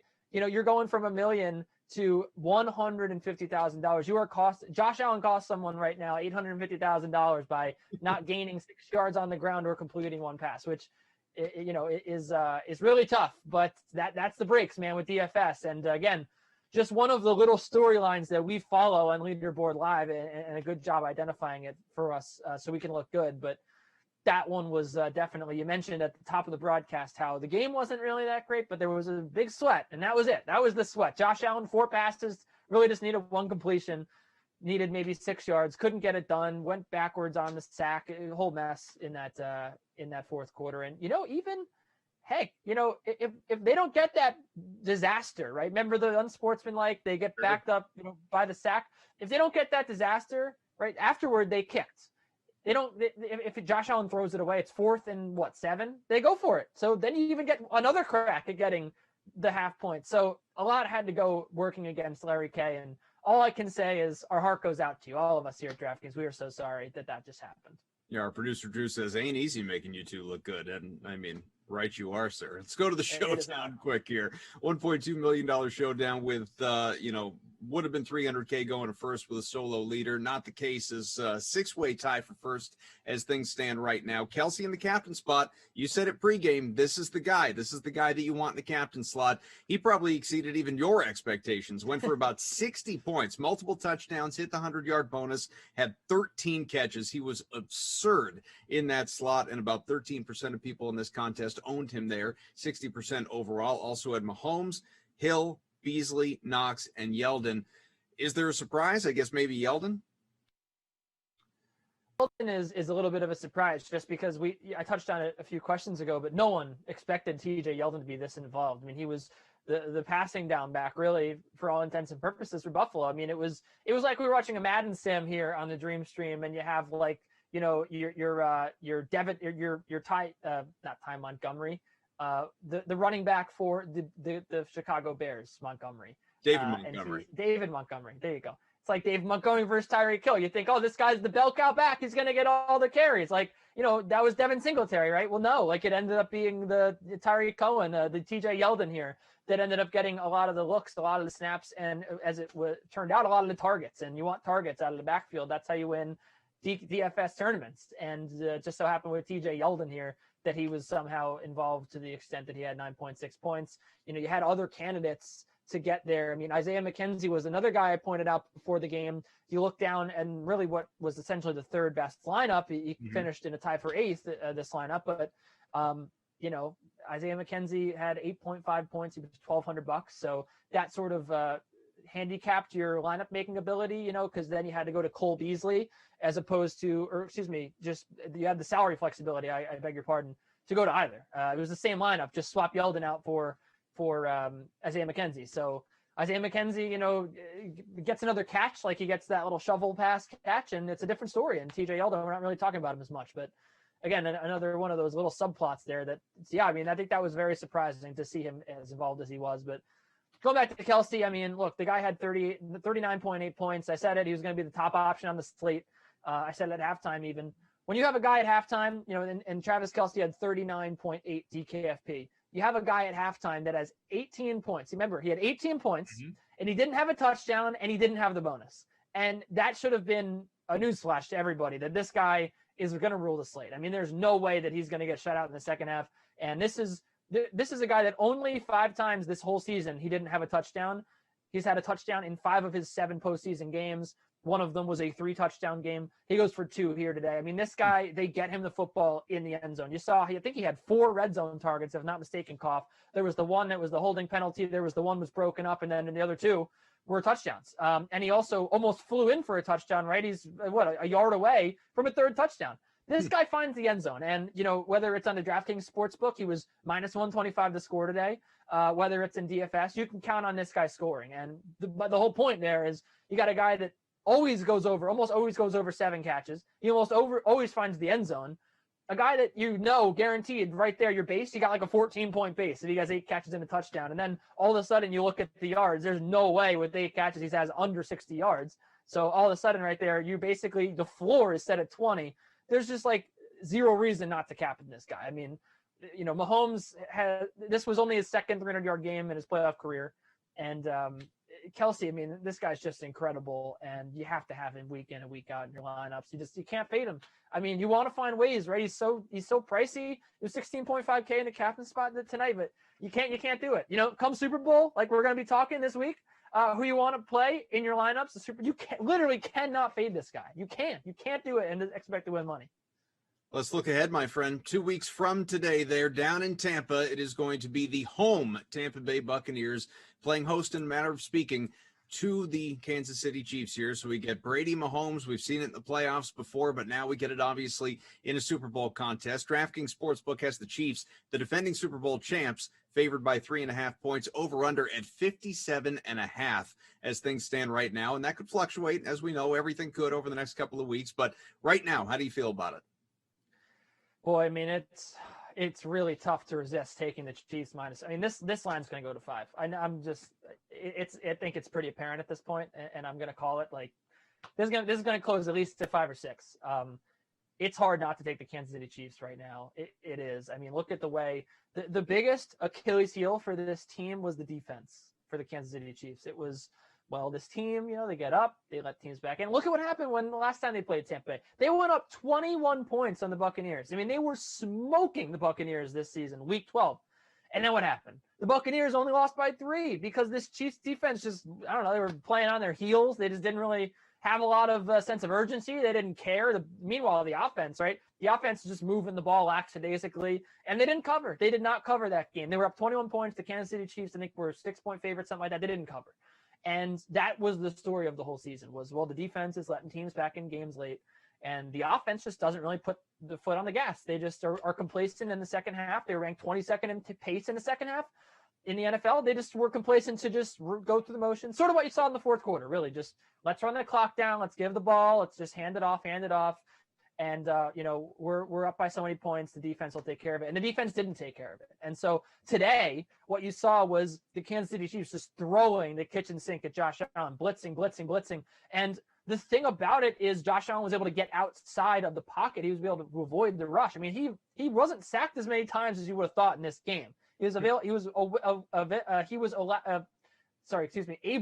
avoid the rush. I'm getting so excited. Little Foghorn Leghorn in you right there.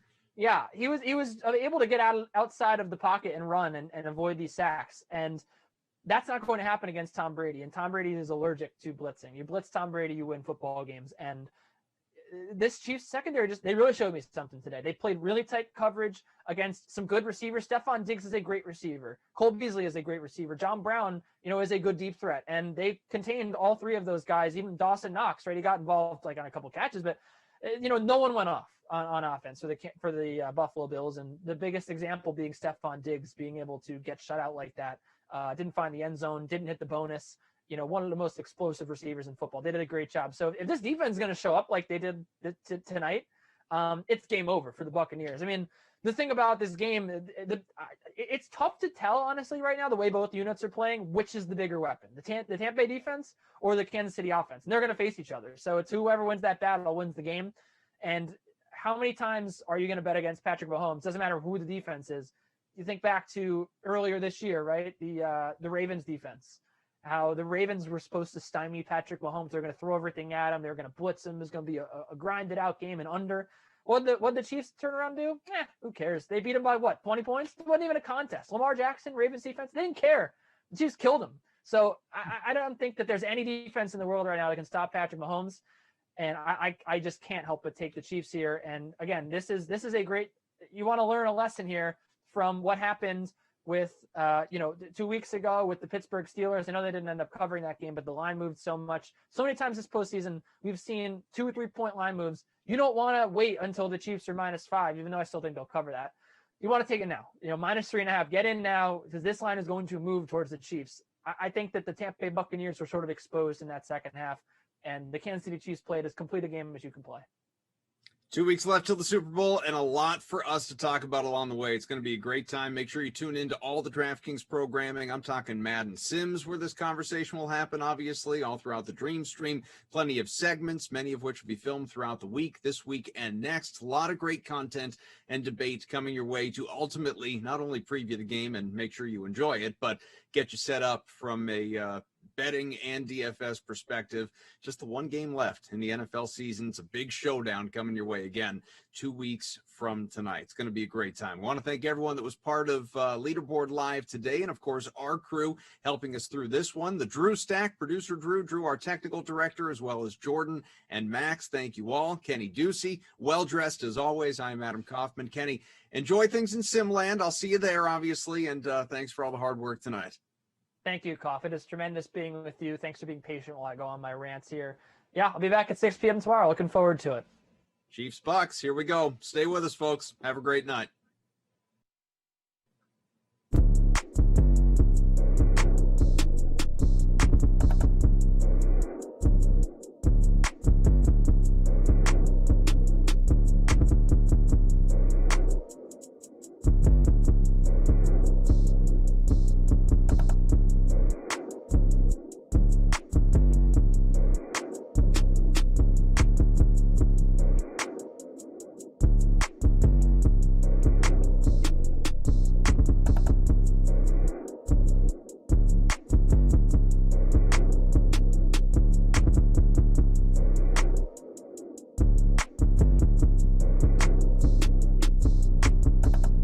I can learn to understand you much better if I can get familiar with the way you talk. I need your permission to help.